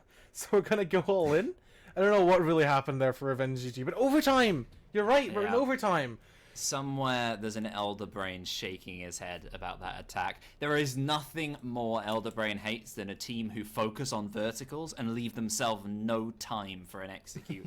Because, sure, it makes sure that some players can't hold some positions and they're very restricted, but you still got to push these players and test them in those positions and make sure that they're stretched. But it's tough on a site like Kitchen, especially with a man disadvantage, but that is not the way to go about it. Revenge, Lionscreed, they continue their strong record there on Kitchen Service and Kitchen Cooking. So where do we end up? Right in the same place. Revenge, they have to mix something up here. Yeah, not just that. Lionscreed, they have been doing fantastic. They have been delaying the gameplay from Revenge very well, giving them only about 40 seconds to start opening up the vertical angles, and as you said, leaving them not enough time to open up the walls of the site. Revenge, though, they got lucky here. They got the coin... No, it's not a coin toss, actually. Is it a coin toss in overtime? I'm not quite sure. If it is a coin toss, they got lucky. If it isn't a coin toss, they made the right decision. They predicted if it is a coin toss, they got lucky and they're gonna move on. If they decided to go attack first, or Lionscreed decided to go defense first, they pulled the short end of the straw. I might be getting confused with leagues, but I'm pretty sure it's a coin toss. Okay, then Revenge GG got very lucky here. It's been an attacker-sided cafe through and through. Lionscreed only winning Kitchen is gonna probably, if history repeats itself, win them round 13. But the thing is, after round 13, after winning Kitchen, round 15, they can't go there anymore. They're gonna need to go somewhere else, a site that they haven't won. But that's all in the future. Right now, Lionscreed need to focus and claim this Kitchen defense. This is gonna be pivotal for them. If they can't win this, it might be done and dusted. Both teams have to win a defense here to take the victory, and it's been a tough thing. Both teams winning out only on one site. So Lionscreed, they have 2 attempts, and that's their benefit right now, as well pointed out. It's going to be a tough one. Steno, the aggression from last time, very helpful for his team, but he stayed a little bit too extended and was caught out by great intel play from Revenge. The thing that really has been seeing them to a good position right now. And Steno is on the top floor this time around, but he has support. A lot of delay here. We've seen this previously from Lionscreed, but I don't think this much extension early on the on a bottom floor defense especially. We'll see if it works in their favor. There's a lot of players up here from Lionscreed trying to delay the attack from Revenge GG. It's all about the timer. They need to make that dwindle down as fast as far as possible. Noodle with an amazing flick onto Oaf's head. Dispatches up to Sophia. Low it, Steno. He has a pre-placed C4 underneath across from Cafe. Players already blasting through Cafe would indicate the fact that he probably doesn't need to, but I don't know if Steno's actually blown that. So he doesn't have one in hand anymore, and neither does Robit, I believe, unless he's pre-placed his own. He might have done because he's sitting on the site. They both pre-placed it. Alright, well that might come to still catch off Revenge later on. They have a man disadvantage again here on Kitchen. They've taken the vertical control, which is good. They've done it in better time than last time around, but it's still not ideal. There's a lot to do for these attackers and not too much time now to do it in. What we really need to focus on is Choco. What is he going to decide to open up? The hatch? Sure thing. You should open that up to provide even more vertical pressure. But they can't rely on that hatch for a third time. It's been their downfall twice now. And if you're gonna try it a third time, that's just being plain stupid. You shouldn't rely on a tactic that's been failing you 3 times. So Choco, Yeah. go to a wall, use those pellets and open it up. Provide horizontal pressure too. Vertical doesn't just win you games. He does. Steno. He's blasted towards Alpha and Vapor. He's dealt a lot of damage to Choco and taken down Vapor, but he's been taken down himself fully. So Noodle is down as well. Great position for Revenge. They've pulled it back. 20 seconds left, though. Despite the man advantage, they've got lots of utility still to deal with. They're pushing in through smoke canisters. It's the visual as well as the health ticks that will happen towards Yuri. But he's got a nade. He could flush at least Panda out of position. He does. Rabidison takes down Vapor. It's a tough move from the attackers. They take one. They're taken down in response. 1 versus 2 now for Panda. His position known. He's pre-firing. He's stuck with the LFP, and he's down. Bucket finishes the kill. Revenge take round 13. The advantage in the hands of the attacking side. They have 2 rounds here to try and take Cafe. Revenge GG. They've finally done it. They cracked the tough nut that was Lionscreed kitchen defense. And oh boy, did that come in a perfect time. Overtime match point now in their hands. They listened to they're you, Yannick. Going bar. What? They won listened bar. to you. They did. They did. They actually did. And I'm so happy they did, because now they have the opportunity to do something with this lead that they've established. They're going to Bar Cocktail around they won in round number 5. Well, that's a long way to go. It's a long time ago, excuse me. So you think back to what happened back then, and honestly, it was Lionscreed faltering.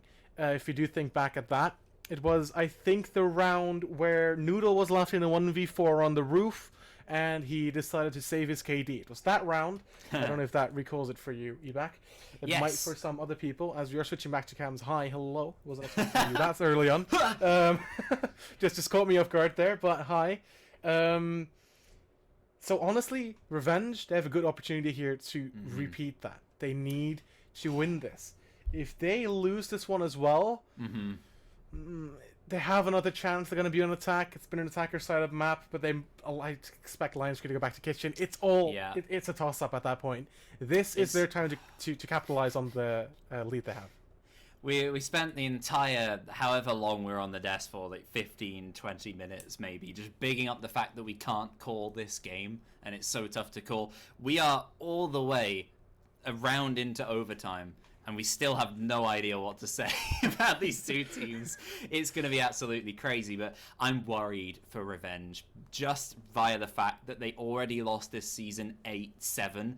That's still on the cards. They lose this round, then there's the next one, which is then the favor of Lionscreed as well, because they've won out quite consistently defenses on this one site. Oh, it's going to be a nightmare. I want to shift focus actually slightly whilst we've got this little break, a bit of a tactical timeout, I suppose, for Lionscreed this time around. Just to focus on Clubhouse, because that's our next map. We've got Clubhouse, then Oregon as the decider. We'll definitely be going to Clubhouse. What has this cafe shown us that might actually lead us to a slightly different Clubhouse than we might have expected? This cafe has shown us that the attackers know what they need to do. Both teams can fight gunfights. Cafe is a map, in my opinion, that isn't that much based on gunfights. But I mean, it's a first-person shooter. You still need to shoot to win your rounds. But we know Cafe is way more. Clubhouse is a bit more tactical than Clubhouse. I think a bit more regimented. You need to get control, open up the hatches. If you're attacking the bottom floor, you need to open up the hatches. You need to open up the church wall. A lot of steps you need to go through as an attacking team. So you can't just run in, get kills, the same way that we've seen Lionscreed do in the beginning of the map, and we've seen Revenge do as well later on inside of this game. It's going to be interesting. That interesting is the right word. It's going to be a fascinating exploration of the strategy of these teams, because Revenge seem to have that slight tactical team edge. They do feel like a bit more of a unit, which makes sense, given the fact that they play together more. But the Lionscreed side, they are all such mechanically skilled players. And I don't mean mechanically skilled in the way that they can just do the job and shoot and they've got the micro positioning, but the fact that they are so well drilled within how to play maps like Clubhouse and Oregon as well. Even if they're in a different setup than they might expect, they can still play the roles really well and make sure that they fit. It's just going to be a matter of if it comes close and if they are stretched and pulled apart by the good strategic work of their opposition. If Revenge pull out something weird, I'm not sure if they're going to be able to counter it necessarily. So I think it's going to be one of the most intense and bizarre tactical battles we'll see so far this season in ECS. Yeah, indeed, and that's just Clubhouse. Oregon, the decider. It's a long way ahead. It's not even a guarantee that we're going to be going there. But if you do think about an Oregon match, it's kind of the same like Clubhouse in that way. Would you say Oregon more leans towards a cafe kind of game? I think it's actually somewhere in the middle. It's kind of it's a bit in the middle between those two maps. So then again, it's a 2 armor, 2 speed. It's a 2 armor, 2 speed mapping. But then again, if Team A wins this, Team B wins Clubhouse, then C maps who wins the third map. It's so difficult to predict this game. There is no way. I can't do it. I can't do it. Well, right now, the ever so slight advantage, as you can see in the corner, it's not the stats of the Jaegers player Paws in the corner. He's doing a bit better than that, thankfully, this season. It's actually the advantage in the favor of Revenge. 7-6, 1 round away. They have 1 round to throw away, but then they've got to attack again against Lionscreed, and they've put a pretty decent effort together, so it's pretty tough. I'm thinking it might just come down to... I'm thinking Choco has been one of the more impactful players for Revenge that's seen them the lead, because it seems he gets the kill that starts the spray of kills. He is the first one moving in and giving that slight advantage and edge to Revenge, and I don't think that's quite been equalized for Lionscreed so far. No, indeed. If you look at the last round, the kitchen attack from Revenge, as you said, Choco got a double kill, if I remember correctly, setting things into motion for Revenge to drop down the hatch, which they did yet again. But putting that aside, he did open it up. He basically made a crack in the defense of Lionscreed, and the rest of Revenge, they abused that, and they and they made quick work of Lionscreed, and that's really what you need. And surprisingly, it's the Hibana. It's a support player that's doing that. And realistically, it should be an entry player doing that. I'm hoping that... I think both teams... I'm not sure, given this game so far and how many rounds it's been so far, and we've not seen that much adjustment from either team. I don't think we're going to see much change. I think it's going to be just as unpredictable and crazy. And it'll probably have the same problems for both teams with the remaining 2 rounds. So that's going to be a tricky one. But at the same time... sorry. At the same time, I would really like to see that slight bit of adjustment. We did see a tiny bit for Revenge there. They did a bit more of a split push towards the end and tried to get more angles open on that kitchen side. But that being said, that's nothing special. Like, that's something you expect from a team who knows what they're doing. So we'll have to wait and see what they can offer up this time around. Sorry for the pause, everybody. We're just waiting for, I believe, Steno to reset. And I believe that will be like all of the very long pauses that we'll have today. Hopefully it'll just be gone. I think we're already like half an hour behind schedule. But it's okay. We're here for the long run. We've done quals together. Stats, so then. We have. Let's read some stats. That's all we got. Read some filler. Let's read some filler. Yeah. It shouldn't be too long. I think Steno's just resetting his computer. So. Speaking of Steno, let's talk about him first. He's got the 8th highest KD in the major division. That is 1.07. Wow. Doesn't sound that great. I suppose that's mostly because a lot of teams who actually were pretty good left, which is a bit unfortunate for major division, because usually in the past, like, a team who's dropped out is a team who has been poorly performing at the bottom of the league, and they've just kind of disbanded or given up. We had Footprint drop out, Skittle, and Playing Ducks, who were all doing pretty well. Playing Ducks beat Lionscreed on Oregon, played A3, so there's a lot they can offer up. Unfortunately, they're out, which means that a lot of the KDs are quite low. So Steno, he's done a pretty good job and find himself 8th. He is the 4th highest kills per map at 9.5 is his average. per map. He's almost on that. I think he's one shy of that in this particular game. So far, well, not 9.5, 9. So he does get in the action a lot, but he also dies a lot because he has the second highest deaths per map, which is a bit nuts. And it seems like we might. Are we going to a pause? Is that Shiro in my ear? We can. Yeah, let's give everyone a little bit of a break. It'll probably only be a minute or so. I can get myself a drink. We'll see you then. Transition.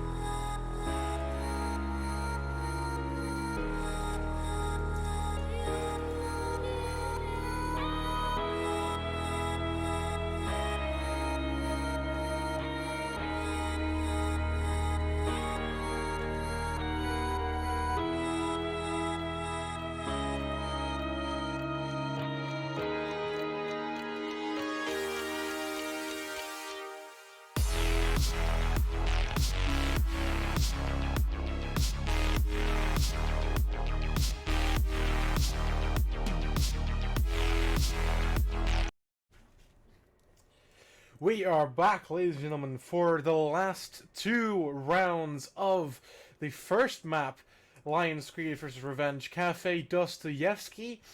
We've seen the attacker's side win and thrive on this map, and now it's up for Revenge to turn the tables one last time and win their defense to lock out this map. Yeah, we've still got a little moment to wait before we can get on in, but we didn't want to leave you hanging for too long. So make sure you all stay hydrated, as we are desperately trying to, as this game is running on a tiny bit, and it's nowhere near done yet, because I think we've both envisioned this going to 3 maps the whole time. We'll see if that's true, and this will be a big teller in that as to who can come out victorious. If Revenge take this, which they are pegged to at the moment, given that they have the ever so slight advantage of the 7-6, it could be a very, very interesting clubhouse we see coming out. But right now, here on Cafe, we're going into round 14. Bar and Cocktail Lounge. Now, is that a surprise for you? No, it's not. If you look at Revenge's defenses in the first half of the game, you saw that in round number 5, they won Bar. The site they're going to right now. The operator picks, now they're the exact same as what they were last time. We saw Lionscreed lose their gunfights, and it ended up being Noodle in a 1v4 situation which he chose not to engage in. He used it as maybe a little bit of a tactical timeout for his team. Now that's all in the past now. It's now Lionscreed's turn to turn this deficit into an equal standing and then maybe win it out. It's in their hands. It's their game to lose. Revenge GG. They just need to hold out. Yeah, I had in my notes that Revenge won both of them on their second floor site, not the top floor, because their top floor earlier on was really poor. I noted, so maybe I'm confused. I'm not sure. I'm not very confident on them on this site so far. It's been very up and down at the very least, and they're bringing the same lineup again. They're going for this triple projectile denial, and using that to help with this delay setup. And they've got this kind of open wall bar setup, as you expect, as we've seen, that's somewhat prohibited by that mirror ban for Lionscreed, expecting that definitely, but it is a bit of a strange one. I'm just hoping that Revenge could be a tiny bit more aggressive this time around in the right way, and maybe just use that Nomad ban a little bit, because nobody has done. Yeah, no, you're actually quite right there. Nomad ban hasn't been utilized at all by any team. Not a big roam presence has been established by either one. We have seen players playing downstairs. See I want to say the Pulse, that's not the Pulse, that's a Goyo playing inside of Mining. He could throw a C4 up and maybe deny a plant or a push. That's basically as far as roams have been for this game. Noodle gets rid of the Goyo, and so none of that C4 is going to be used downstairs. Dropping down onto red stairs. Good position for Lionscreed in a decent amount of time, getting that wall open. Doesn't mean they can bypass that Surya gate around the corner on Cigar Shop door. Ulfarin finds Steno, though. That is quite an impactful one for the defensive side. As Bucket was already down, it's a 4 versus 4, and the alarms are going off for Lionscreed. They've really got to find their way back into this game, Yannick. I was muted on stream, but it's gonna have to come back for this now. That's such the a alarms shame. are definitely going off as the fire department is coming on as well, because Revenge GG, they're falling apart right now. They have a minute left to go here. They're in quite some trouble. The attack from Lionscreed has grinded down to a slow pace. Uhis gets the first. Yuri could get one back. No, he gets downed. The Wamai down but not out inside of Pixel. Well, that revive could be pivotal in this round. Lots of low health players for Lionscreed. Could be that slight advantage that defenders need. Getting that revive onto Yuri, opening up the possibilities for more angles to be held by these defenders and split attention as they are man disadvantaged. Make that 2 men disadvantaged. Now, Panda finds one. Robitterson finds a second. Down to Vapor. All in the hands of the smoke. He's isolated by East and shot in the back by Noodle. Flanking around White Corridor. Lionscreed step up after a pretty slow start there. They kicked into gear, clearly doing a lot of preparation for the final move. And of course we had to come all the way here. Of the 14 rounds played, 10 of them has been won by the attack. So if you look at the statistics, Revenge GG, this is your map to win. You have the advantage now, that luck of the coin flip that we saw 3 rounds ago, that they got attack first. This is their moment to put that to good use. But there's one thing that Lionscreed have going for them, and that is that the site, that they have won, the only defensive site that they have won is still at their disposal. This is going to be close. Are we going to see the defense hold out until the end and use those smoke canisters, profit, and being able to delay Revenge GG's attack? Or is Revenge GG going to dismantle Lionscreed like they did 2 rounds ago? Well, Revenge did a good job of clearing the roamers. That was the big difference last time around that saw them win it, is the fact that they had such a decent amount of men remaining when they went for the execute. They had 4 men left rather than having the 3 or 2 they'd have in previous rounds. So it's shutting down players like Steno and Noodle, who we've seen in previous rounds roaming on the top floor to delay as much as possible. Recall Panda on the Jaeger. The first time they attempted this site, getting that, I think, triple, at least double, over in Cigar Shop. It's the sort of thing where you've got to make sure you clear these roamers out, push them down. It's simple from Revenge. It's nothing they aren't expecting. They just got to make sure they exactly what they want upon their opposition. And here we go. Some intel coming out from Steno, figuring out where the players are moving in from. This is the sort of intel that can make a big difference. Just in terms of deciding how they want to set up on the roam, on the site, and as well, maybe doing some aggressive plays and running out on someone here and there. You saw Steno do that last time around on the Valkyrie. The exact same situation, I think, as now. He went on the cam, saw someone repel, he was vulnerable, got the kill, and ran back to safety. None of that, though, this time around, as the time of repel should have passed. Realistically, Revenge GG should be on the roof, and that's exactly what happened. They're dropping the red hatch now, and they have to clear Steno, but Steno says no. He takes the head of Wolf, and that's the opening kill for Lionscreed. Another one drops. This Valkyrie cam is gonna be huge for Lionscreed, as Noodle is seemingly trying to help Steno here, trying to defend that top floor, trying to keep their map control. Evac. The first casualty has fallen in the final round of Cafe. Not what Revenge will have wanted. They've taken the top floor, and they've got 2 players on the floor below to deal with.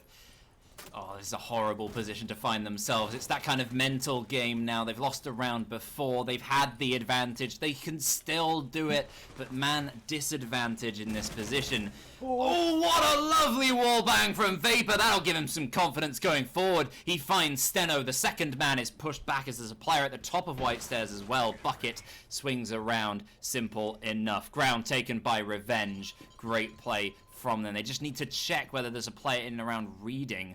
And I believe the blue outline we're seeing is down on brown stairs, not inside of there. It seems that Revenge GG are in a situation they've found themselves in multiple times. It's about a minute left, and they've gotten control of the map space above the site. Now, this is where they would usually start and opening up the floor, open the hatch, some pre-play C4s being pinged so they can be located on the cams. I think Steno, he might just give the call to either Robitson or Panda to blow it, and that could change the entire round in the favor of Lionscreed.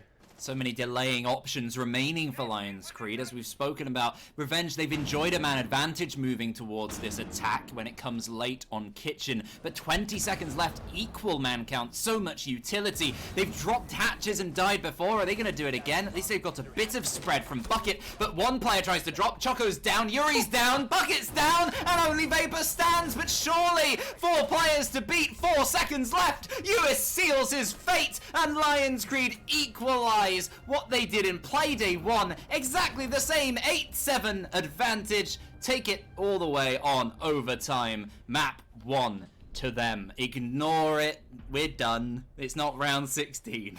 We're not going to infinite overtime. I am not gonna be here. It's gonna be a battle of the ages if we're gonna go into overtime. But Lionscreed with a cleanup at the last 20 seconds of the round. Dispatches of Revenge GG.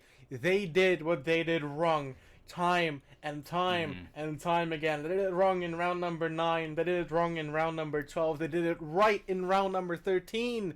But they repeated their mistakes yet again in round number 15, ultimately costing them the map in this series. Few too many jobs for them to do in the end, and not enough time to do it in. Just lacking that efficiency, and that efficiency is going to be the most important factor over on Clubhouse. So we'll see if they are as up to scratch as they should be. For now, we're going to throw to a quick break because I need it.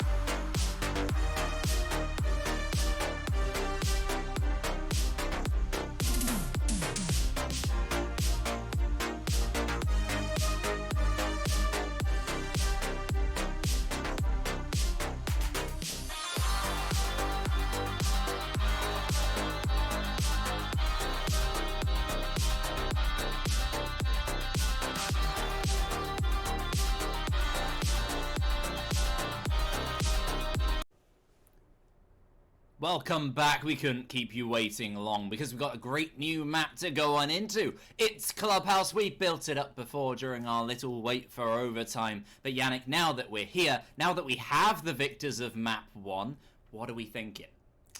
Lionscreed, they bite the skin of their teeth at 1. Cafe Dostoevsky Clubhouse is next. I can't call it. It's so close. I mean, it's the same thing with Cafe. But if you look at the last map, we saw that Revenge GG were a lot more regimented. They knew what they're doing. They went on a step-by-step approach. When they attacked Kitchen, they went top floor, attacked it layer by layer. Get rid of the roamers, get rid of them on the second floor. To go down as first floor, that's no problem. We'll drone them out again, clear them out. But that left them at the end with almost no time to get ready for the execute. Time management, a big problem here for Revenge GG. But Lionscreed, they have the aggression. When they attacked, within a minute they were on site. Yeah, that's the big difference between these two teams right now, and that's what might favour Lionscreed on Clubhouse. If they play an aggressive style on their defence, just remind me, did you find whether they're on attack or defence first? Lionscreed, Revenge GG are on attack first in Clubhouse. Right, okay, I did believe so. So Lionscreed on the defence first. If they play the aggressive way that we've seen all these individual players and the team of Lionscreed do in the past on Clubhouse, then I think it could really catch off Revenge, because they don't seem quite on it. They seem a little bit behind the pace, just taking things a bit too slow and carefully. And when you've got a Lionscreed charging at you, you know, it's not a great situation to be in. We've seen Steno pin even Jaegers during the final last season. Just pin them in kennels just by standing in the garage door, and they still can't deal with him. You know, it's that sort of thing that we expect from these players. If they want to progress further in the tournament, they want to move through that bracket and take on either Humble or Team Unknown in the next play day, they've got to make sure that they're up to scratch, because those two teams, given their record and how they've played so far, seem a little bit more awake than both of these two right now, given that first map. Yeah, it seems that they are both kind of lost in a way, and I agree with you indeed that even though they win this one, the next bracket is going to be even tougher for anyone that wins this matchup. Arctic in particular, actually, because if these two teams go even a step further than that, they do somehow beat Humble and Unknown. It'd be a tough one either way. They'll play against Arctic. Both these teams lost to Arctic this season, so that's... Probably they want to be in the other bracket, but you know, that's their problem. Yeah, if we can just get maybe the bracket up on screen. Yeah. My lovely producer Shiro, so we can Asking take a good so look at much it. of him today. Can we get the bracket? The bracket for the parentheses. Playoffs. And 3, 2, 1, and there she is, the beauty. Ooh, we get a little bit of a sneak peek into the map as well, but that's not a problem. There we go. There we go. Yay. So we're now on game A. Tomorrow is game B. The victors of today will play either Humble Academy or Team Unknown, as you've said, I think just a couple of minutes ago. You're back. Glad I remembered what it looked like. Do you think that Lionscreed or Revenge could face and beat Humble Academy or Team Unknown? They've got such a tough run. Like, even if they do, like, I think either two of these teams will be really challenged by Humble or Unknown. Humble, they are the team who finished top of contenders. Unknown were in 4th, so they have that statistical advantage, and Unknown just lost their... I don't want to say best player, that's a bit harsh, but they're one of their main players in Mats. He went to Machine Soldiers just for the playoffs. Specifically, so they might be missing a bit of an element, and Humble, they seem to have that edge, so you'd imagine they are the favourites for that particular game. Comes to game E, it's tough. I'm not sure either of these two teams, they'll struggle through if they do get through. Then against Arctic, they've already struggled through this season. They haven't managed to win. Like, we saw Lionscreed Clubhouse against Arctic, final play day, last play day, quite recently, and they lost that out 7-3, which is not a result you expect to see from Lionscreed, especially on a map like Clubhouse that they do so well. That's tough. And then they come, there's Cyberground Academy, who haven't lost a single game. That is the best record in ECS Major Division since I've been here. So the last, at least like 8 months or so. That's a big title. At least Flawless. a big thing. Yeah. Give them their little Cyberground, gold trophy. Even during qualifications, I think we casted Cyberground Gaming, and they were so powerful. The confidence just oozes out of that team. But that's not the main team that we have today. Today is Lionscreed versus Revenge. On Clubhouse, what are your predictions, Ebak? You asked for mine, I'm going to ask for yours. I'm predicting that aggression from Lionscreed, and because I want to see it to mix up the game. And I think if that comes out, it'll be a question of can Revenge handle it. I think if it does come out straight away, they'll probably be caught off guard. They might lose a few rounds, and then it'll be a matter of adjusting and being like, hey guys, we don't have too many rounds until we're out of the competition. We need to step things up and change things around. And then they might figure it out then, but maybe it'll be too much of a deficit by that point. It just depends how Lionscreed play it from the beginning. Round 1 will probably tell us not everything about the map, but a good chunk, at least about the first half of this map. Don't forget that Revenge are starting on attack again. If you're going to get another attacker-sided map, which on Clubhouse, it's very hard to believe. Could happen. It could happen. It also depends on the bans that we do see. Yes. That heavily influences the... Heavily influenced Cafe because, Revenge banned it and they lost. They banned Clash and they lost. Yeah. That's just the record. That's how it works. That's all went wrong. It all went wrong during the ban phase, Evac. Speaking of a ban phase, we have a ban phase right here. Lionscreed with their first ban. Grissom, can you get Robit to do some art for us, please? I forgot to mention that last time on Cafe.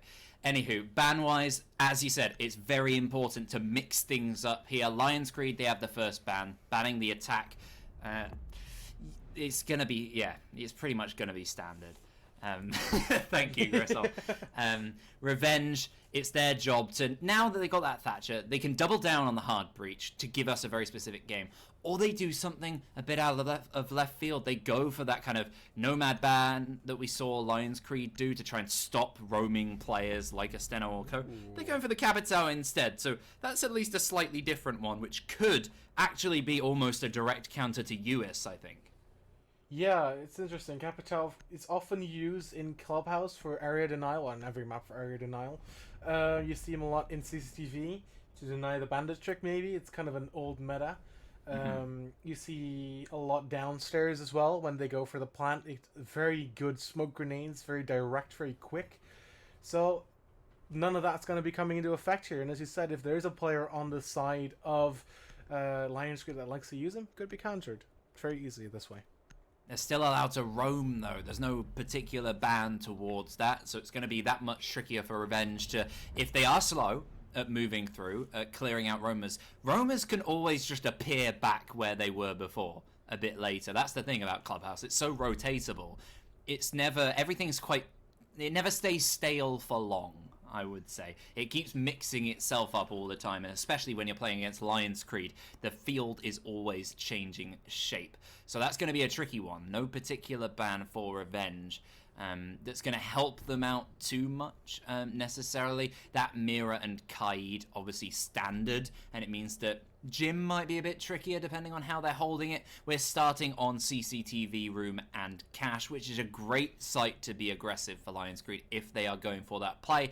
And Panda switching off that Valkyrie looks like going to be sticking onto the mute. So a very, very standard and quite turtle-ish minded lineup, really. Yeah, it does actually kind of look that way. The mute can work as as breach denial, probably also as drone denial. We saw Revenge GG drone a lot last map, so Lionscreed, rightfully so, think, well, maybe we should do something about that. The mute will work perfectly for that. Maybe put a mute jammer on red stairs, put one on garage stairs as well, on rafters.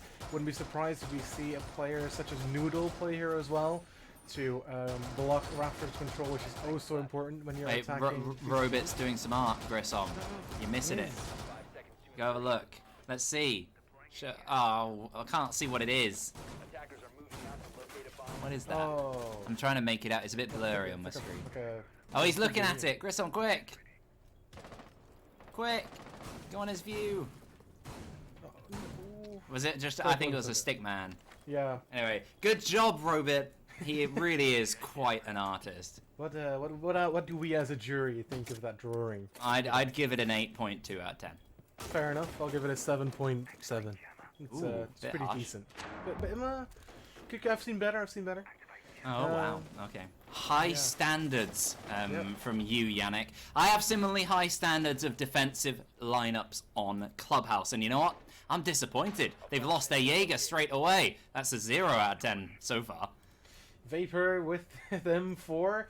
He got a first early kill. A lot of aggression here from. Oh no, not again! Panda finds one, immediately traded though by Yuri, and Panda says it was worth it, but realistically, if you look at the bigger scope of things, was it really that worth it, Ebac? Was it? Not sure. He had a C4 in hand as well, which he's not able to use now, and a man disadvantage, not great. He did shut down the Maverick, which could make this breach a little bit nicer against Revenge right now, because they've just got this Hibana, and it is a bit wonky, but the holes are visually open at the very least. It's just a question of, are Lionscreed maybe holding these angles? Because if Revenge peek along, they will definitely get picked off, because Lionscreed, they have those quick, lightning quick reflexes. Yeah, they definitely do.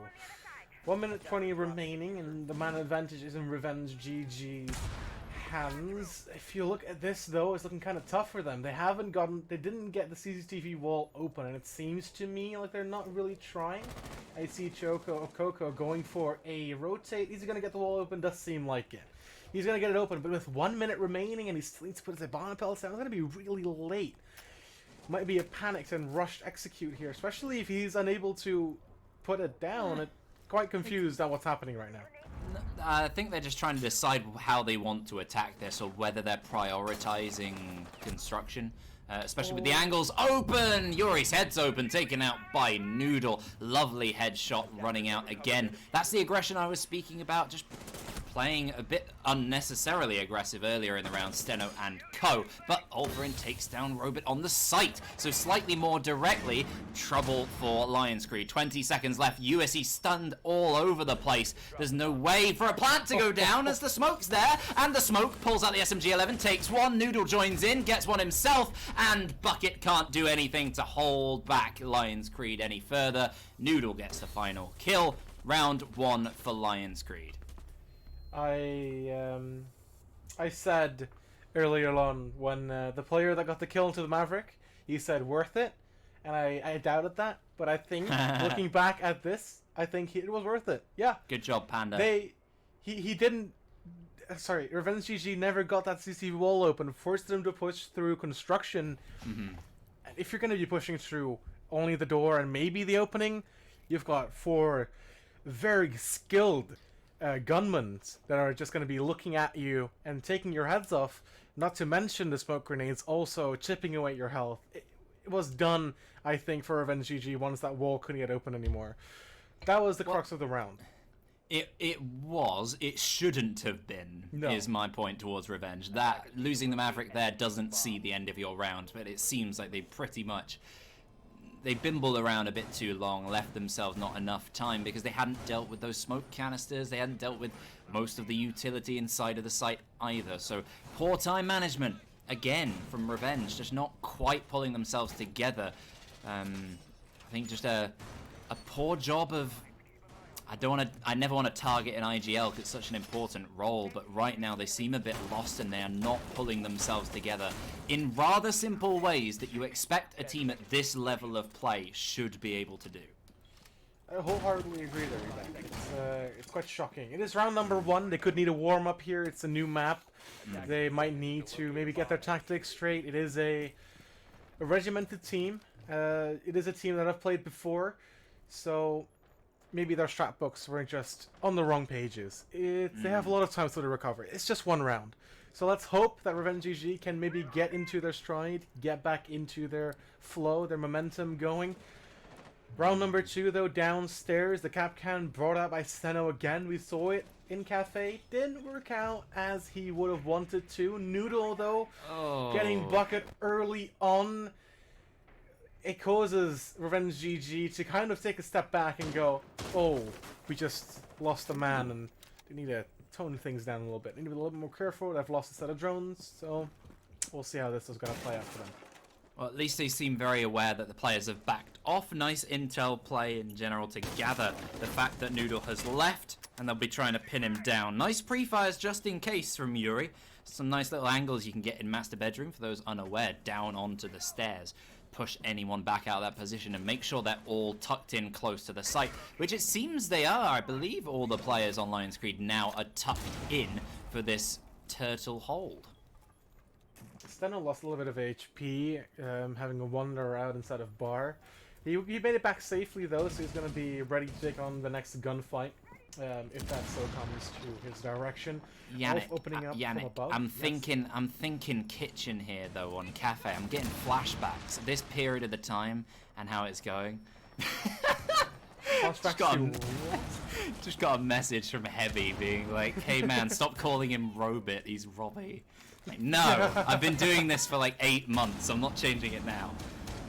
It's too late. Ebak's grown into his role. He's got to change his name. You hits though with the SMG-11. He hears the player close, sees the barbarian getting destroyed, and sees the Maverick takes the head clean off, and that's Vapor now gone as well. 4v3, 1 minute remaining. The good thing that they have going for them, the hatch is open.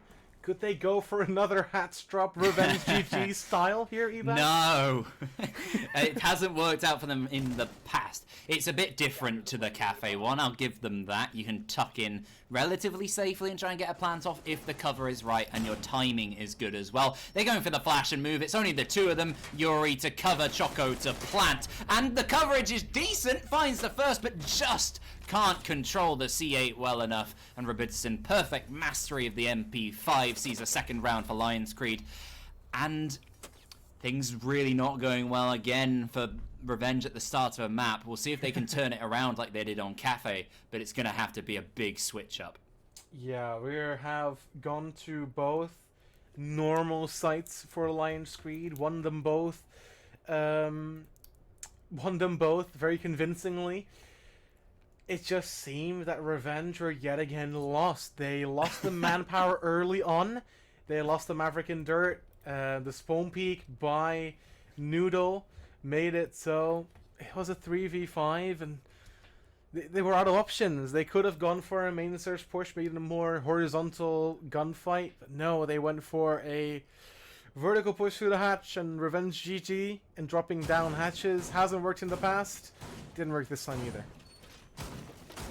Well, Lionscreed, they're going to the third site in a row. Success, success, and they'll be hoping to follow it up thrice. They do have a lot. I've never said thrice in a cast before, dear me.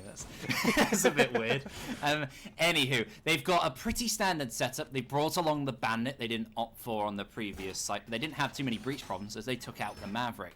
This time, little bit trickier. The only way they're probably going to take out Vapor going towards Jacuzzi is a peek across, either a run out from underneath in Strip Corridor or all the way over in the tunnel, which I've seen these players do, so I wouldn't be surprised. Noodle, anyway, he's going to have the support of Steno to make sure things are all locked up and the walls stay closed. It's going to be a matter of flushing some of these players out of CCTV because Lionscreed have a history of leaving just a man in there. We saw Verns earlier this season on Clubhouse play that position against Team Manic and absolutely decimate them when they tried to move in. Yuri, he has the DMR on Buck. It's an interesting choice. I guess he decided that he couldn't control the C8 well enough last time. Let's try the other gun then. I'm sorry, Yuri. I didn't mean it that directly. I think he might have made him cry a little bit inside. I mean, he does have the highest death record in ECS of any player. Painful. 9.3 per game average. Rub it in. Not great. You're rubbing it in. You're rubbing salt into his wounds. Well, I'm hoping it'll spirit him onwards towards a victory. Because Ulfrin, you don't have the time to be putting your freaking drone on the antlers of the deer. You need to get moving, man. Bucket gets the kill onto Noodle, which is the start that they need to move forwards and try and take control of Cash, move across towards Construction. Revenge, a great beginning, but it's pulled straight back. Vapor takes a lot of damage as Yuri falls. Robinson using these mad angles against the Maverick, finds the kill kill again, and another! He's not done yet! Choco's down! Oh, so close towards Bucket, but a quick refrag. Steno right around the corner. The teamwork from Lionscreed being in support of each other so quickly. A 3 versus 1 now for Ulfarin. We'll see how useful that deer drone is now. Maybe that deer drone is going to give him life. No, it's going to be Steno finishing it off. He's just saying, oh dear. Oh, okay. Oh no, the level, the dad jokes, the evac jokes. I'm just being just enjoying being so mean to Revenge today. I don't know why. I mean, they're not doing that well. I mean, No. if they go 4-0 and they're gonna come back 4-2, I'm gonna just. Is there a script that we're Yes. missing, evac? I'll save my praise for them for that then. Maybe. You can be Maybe. the nice one. Hopefully for them. You're good cop, I'm bad cop. 3-0 for Lionscreed. They went to all 3 sites. Their rotation is finished, and we're back to where we started. CCTV and Cash is going to be the next site. I wanna talk about the last round, but the only thing I need to say is Robbie. That's the only thing I need to say. The Malusi playing inside of Cash. You talked about that one man playing inside of Cash for CCTV, and that one man showed up. Yeah, it's the Malusi spot of dreams, especially for Lionscreed. They really rocked that position, and he didn't really have too much direct support. He had the open angle across for the castle of Steno as well, which helped out for the refrag, but didn't really need much support when Robot was just running around in there doing whatever he wanted. So great for him. Clearly, he's just as inspired as I am by his artwork. Just seems so. Lionscreed got to be feeling good about themselves right now. 3 up. Yeah. They won all 3 sites. They're back to a site which they won comfortably. A slight change of pace. No mute. Panda goes for the Jaeger this time. I mean, hey man, he went for the Swarm Peak, won them the round, I would say, by killing the Maverick. Threw Revenge off so much that they panicked and went for a 1-door push. So if you can do that again, then That's he'll rubbish. be the man of the hour. Here at ECS, we are 2 doors advocates. Yes, we are. Okay. These jokes, man. Despite I've the never fact heard we them haven't before. seen him in quite a while. We miss you, 2 doors. Come back soon. Yeah. We were supposed to cast like a couple of months back. A couple of weeks back, excuse me. It got cancelled, sadly. Oh, That was my Tudors debut. shame. Anywho, Revenge, can they be a bit more efficient this time around? Well, they're switching up the plan, definitely, putting a bit more focus across on this west side, and we'll see if they can shut down some of the early players they might come across, but it doesn't seem like there will be any, actually. A very tight sit, a lot of focus on Garage and then players underneath in Lounge. No direct pressure from that, so why not take the ground? Offer and get that wall open, move on close to sight, and maybe even just blast into Cash. There's nobody there. There's definitely, there is nobody there. It's an interesting. Go! Okay, kills coming left and right. But Revenge GG, they get the upper hand. 4-3, the man count lost Bucket, but in this trade, they won the lives of Steno and Panda. All finds one more into Robinson, and suddenly, Uhis and Noodle, they need to make it work. It's Doodle, we've seen Noodle do this before. Can We they have. do it again? We haven't seen it for a little while. A 4 versus 2, a very tough situation for Lionscreed. Vapor, risky being potentially exposed, but with the angles that Lionscreed can cover right now, they really don't have the ability to make sure that that wall stays anywhere near closed. It's so late. It's the minute and they just got the wall open. They have control of Cash. They have this little wall open in the Cash door. This grenade could go big and it doesn't. It misses. Oh no, Vapor.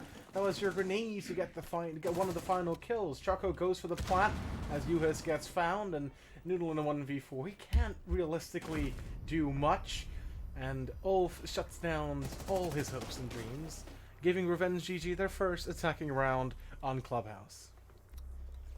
Much, much better from them. They're starting to fight their way back in. It's better now than we've seen, especially on Cafe, where leaving it slightly too late, being 4-0 down is not great. 3-1, much, much better. That'll give them a bit more hope, spreading wins across the map hopefully, for them. But they are still quite a way behind, and Lionscreed, they have the advantage of some pretty decent sites coming up.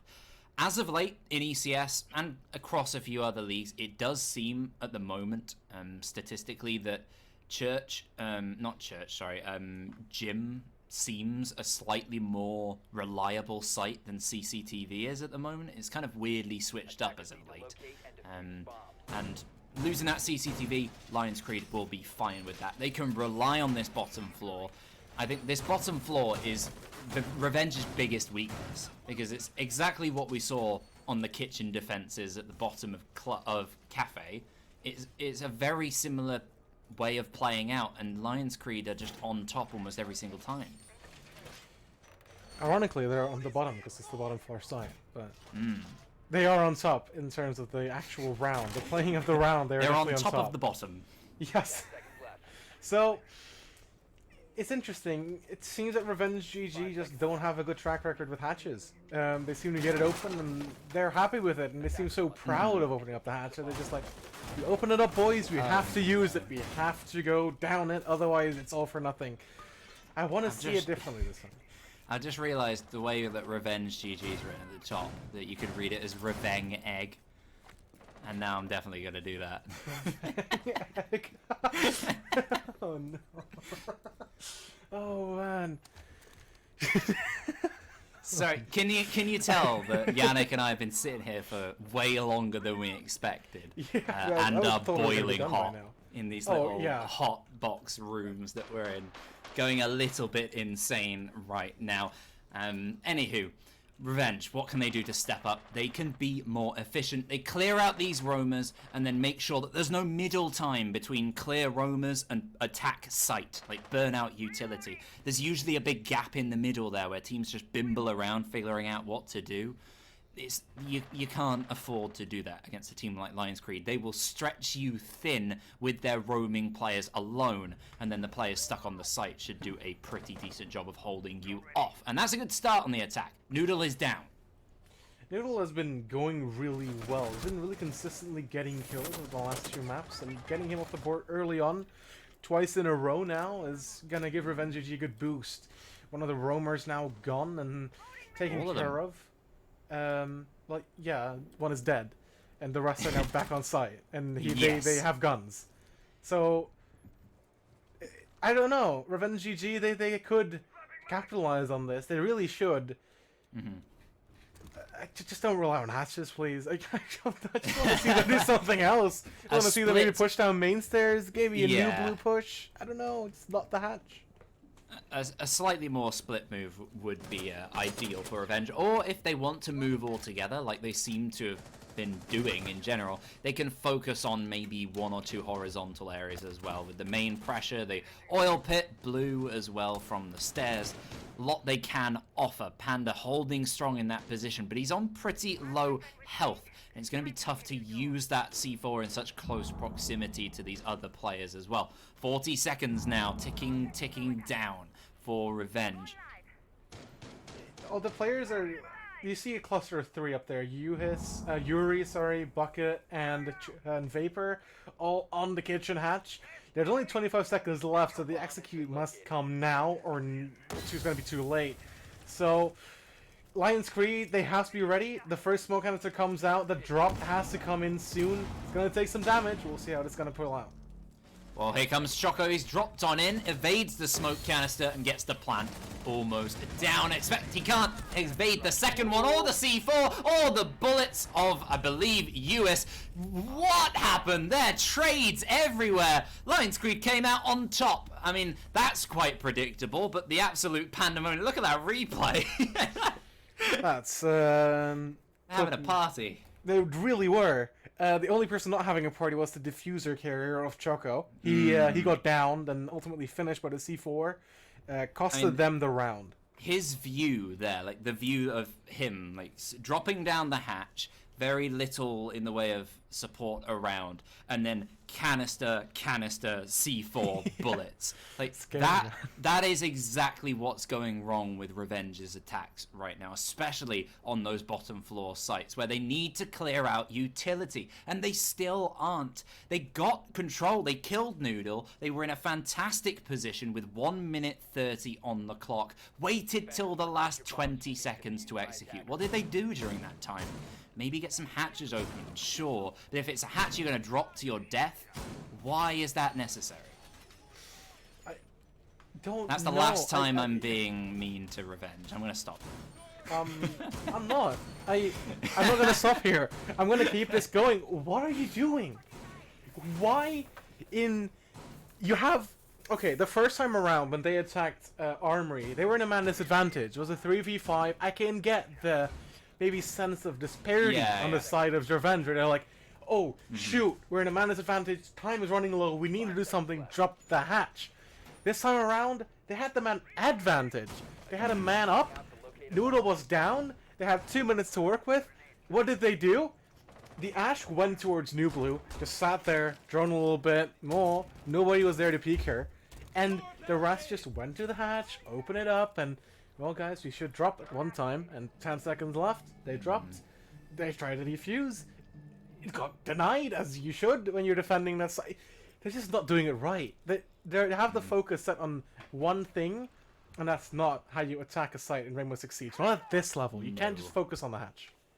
Definitely not. Revenge, they're going to need to do something different here. You can slightly be more focused on one thing on this particular site, I will say, on Gym and Bedroom. If you're going for maybe like a jacuzzi move, nice and quick, a shotgun kill for Noodle in construction that early into the round onto the Zofia, that's very unfortunate. The only real operator, bar the 6 stuns and maybe the frag grenades, that can really help you in fights late on, already off the board, and Steno's prepped for a jump out. He's going to be going for something quite aggressive, and he might be able to find a second. If he does... Oh no, it's the Malusi, but he gets countered this time around. No triple for you, Robinson. It's the Grave this time around. The Maverick is starting to work away at those walls, but nobody's working on the jacuzzi wall. It's not the Hibana's task. I think it is. No, it's not. The Hibana is just... What are they doing? Why are they just pushing from this side? Where is the multi-sided, like, pressure from Revenge? Am I the only... I can't be the only one here, Ebac, that sees that's lacking here, right? Yeah, it's a single-sided focus, but, you know, you can be strong within the single side. You can make sure you can refrag your teammates and do all the sort. We've seen elements of that from Revenge as far as a positive element of that. They still have a lot to do. Ulfrin currently being the player usually isolated in a slightly more forward position or on the side ready to counter it if a player moves. I feel like Revenge are trying to trap Lionscreed into moving out into exposed positions, but it's not going to work unless you move on in, and that's what Vapor's doing. He's taken in and taken 2.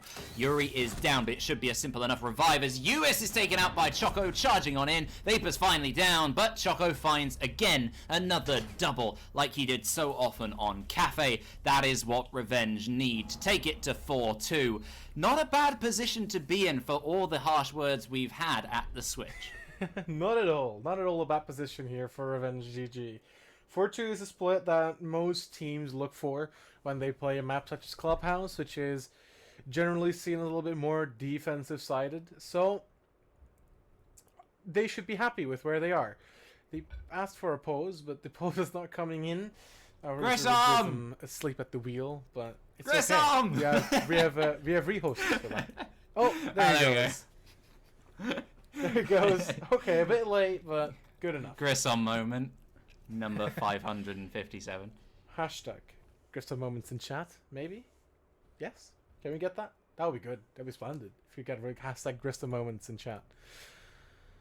That round, though, Ebac, I don't have much to say. I cracked down on Revenge for that one-sided push. It worked out in the end. They won their gunfights. You saw Noodle. He tried to go get the trade in, but he ended up being traded himself again. So, Revenge GG, they did well that round. They maybe pushed from one side, but the refrags were there. They were in good positions. So overall, good round. Now it's up for their defensive half. CCTV, their first site of choice. Not quite sure.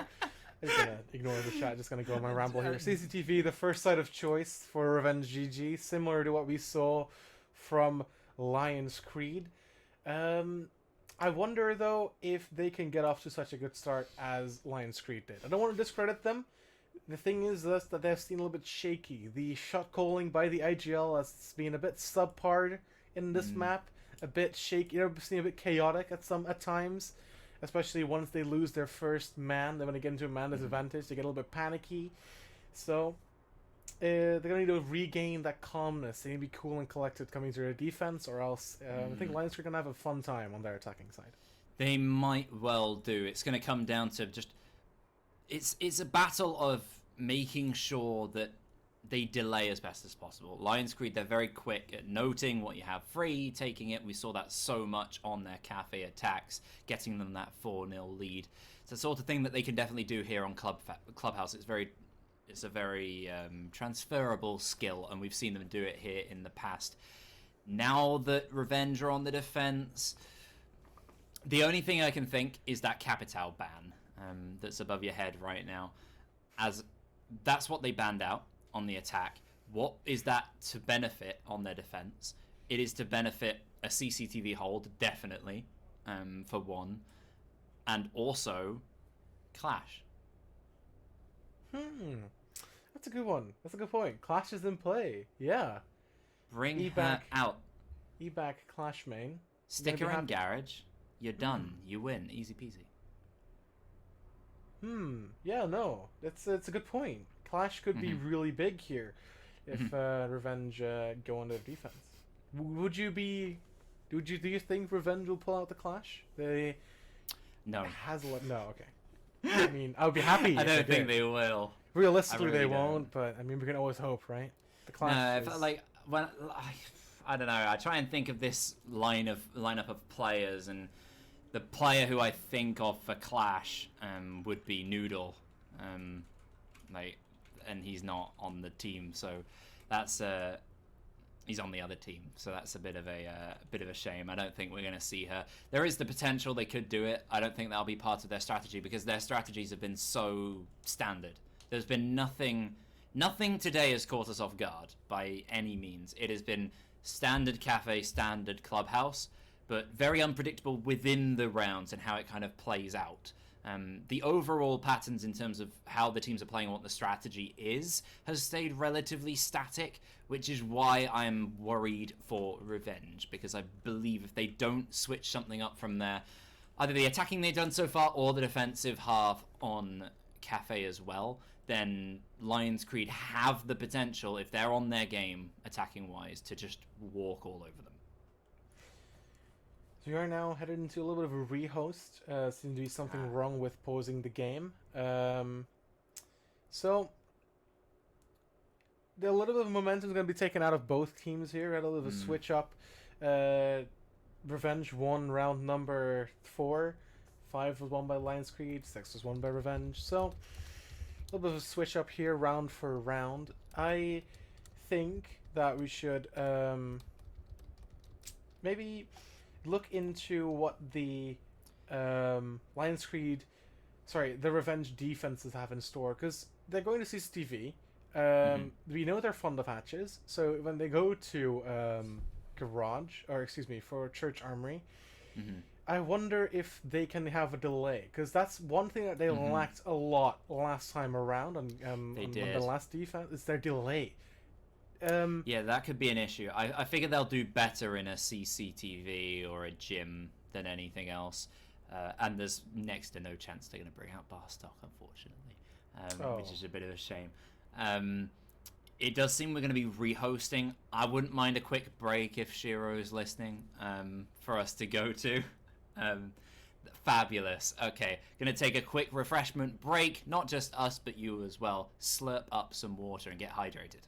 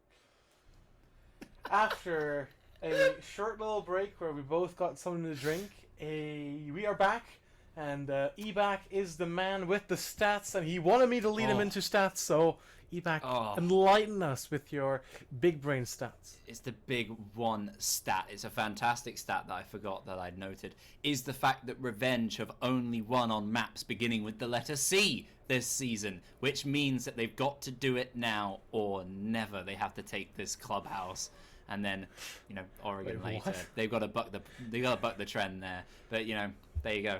That's my stat. It's pretty good. Other than the fact that also they have the most I guess diametrically opposed, I don't know if that works, alphabetical names of any team in the major division, because they've got like Yuri, what is his name? Whatever, and then Choco, Booster, Vapor on the other side. They are miles away. There's really not. They've got Wazbeer as well as a sub player. Yes. So like they are just this end or that end of the alphabet. It's nuts. These are the stats he came for. This is what Ebac thinks about in his free time. He goes on to the alphabet. He just Yes. he just looks at the names and goes, "Wow." So like these are out of date, but I originally at the start of the season I was putting loads of map stats together, and it was like Manic have lost all games on maps beginning with the letter C. Jaegers have only lost on maps beginning with the letter C. Within the first couple of play days, Bulldog had only played maps that had begun with the letter C. There's a lot of C's around the place. There is. Actually, very, very important. Also, there was a bit of an Oregon curse earlier this season. Within the first 6 play days, 6 out of the 8 teams to play Oregon lost the next match, which was actually quite a cool little thing that was happening. Wow. But Okay. I didn't bother to finish off those stats because there were so many rehosts and reschedules and forfeits and stuff, and it messed it up. But anyway, You really are the stats man, aren't you? Ebac, I'm the stats bored. man. You think I have Okay. anything to do with my life? Fair enough, fair enough.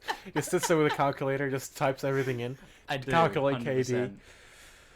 I hope that game is going to be close here. He's taking something up. He's getting his calculator. His calculator has come out. He has exposed his calculator. Showed it for the whole world. Round number 7 is going to be coming up next with Revenge GG now on their defense. A 4-2 split. Just going to repeat what we said a few minutes ago. It's not disastrous. It's quite common actually for teams to want that and get that in a map such as Clubhouse or any map in Rainbow Six Siege. So It's fine. it's not over yet. They have a lot of time. They have 6 more rounds at least to play to get back on that deficit. First sight is still going to be CCTV and Cash. I'm interested to see how Revenge are gonna defend this. We talked about the delay just before we went into the break. That's gonna be big. They need to be able to delay the players of Lionscreed. If they can't do that, I'm gonna be thoroughly disappointed in Revenge. Yeah, it's not the fact that they're 2-4 down on Clubhouse. It's the manner in which they had attacked and the fact that it hadn't changed very much. Lack of change is something that is very irritating, especially to Elder. I'm going to bring up again because he hates it. He hates teams who sit vertically above sites on attacks, and then teams who don't change when something is quite obviously wrong. So Revenge obviously not quite learned from their lessons on the attack, and that's seen them to a weak position, but they are bringing stuff around defensively. They've got the Maestro along for the ride. Choco really does rock the Maestro, seen it very effective in the past, and I wouldn't be surprised if they gave us a much better showing here on their defensive side, because like ban-wise they're in a decent position. They seem strategy-wise like these would be their better sites up on the top floor. I'm interested to see how quickly that wall is going to be opened here by Lionscreed. We saw Revenge GG struggle with it the 2 times that they went to this site. The CCP wall never got completely opened, while I usually expect teams to have it open in like a minute max. There is a Maverick on Steno, an Ace as well. A lot of Heartbreach actually here from Lionscreed. Uhis on the Hibana. If there's anything that's going to be open, it's going to be hard walls. So that shouldn't be a problem for them. I hope that they can do it within a reasonable amount of time, though. Yeah, we know Revenge can do it. Playdays 3 and 2 and 4, they played Clubhouse and they beat Skittle in the first one 7-4, and then they beat Footprint as well during the time when they were doing so well. On top of that, 7-3. So they are definitely capable of pulling together strong defenses that can see them through. They just need a couple of rounds to their advantage to try and seal it up and bring it back. Not a done task for Lionscreed by any means. They have a lot of hard work to do. Getting that breach open is the first step towards it, something that Revenge struggled with once or twice. And now they can just hold some passive angles, use their intel to figure out exactly what they're dealing with. They'll know Choco now, but unfortunately via the kill feed. He already got droned earlier on by Lionscreed, and I wonder what caused Panda to just peek that. It is a heart breacher. Now they have to work their way around it, use the Maverick more, who's already expended most of his canister.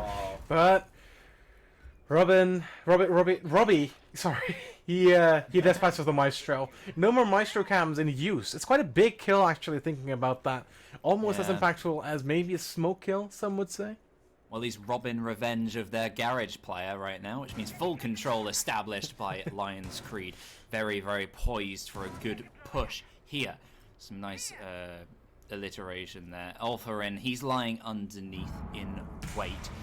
His position not known necessarily, so he could be a real menace against his opposition. It seems like it's kind of north versus south right now. Lionscreed don't have much pressure elsewhere, so it should be a simple plant across, and it's Vapor's job to deny with those smoke canisters.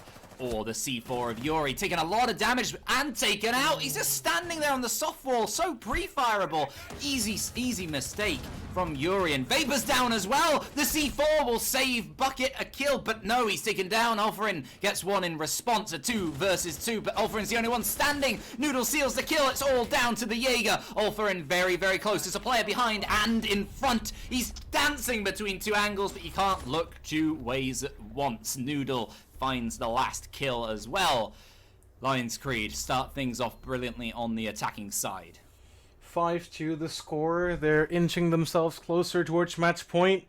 One more round to go, and looking at that round that we just saw, Ebac, we saw a Lionscreed that was ready to take the fight to Revenge. There were some peaks that were ill-advised. They took it and they lost it.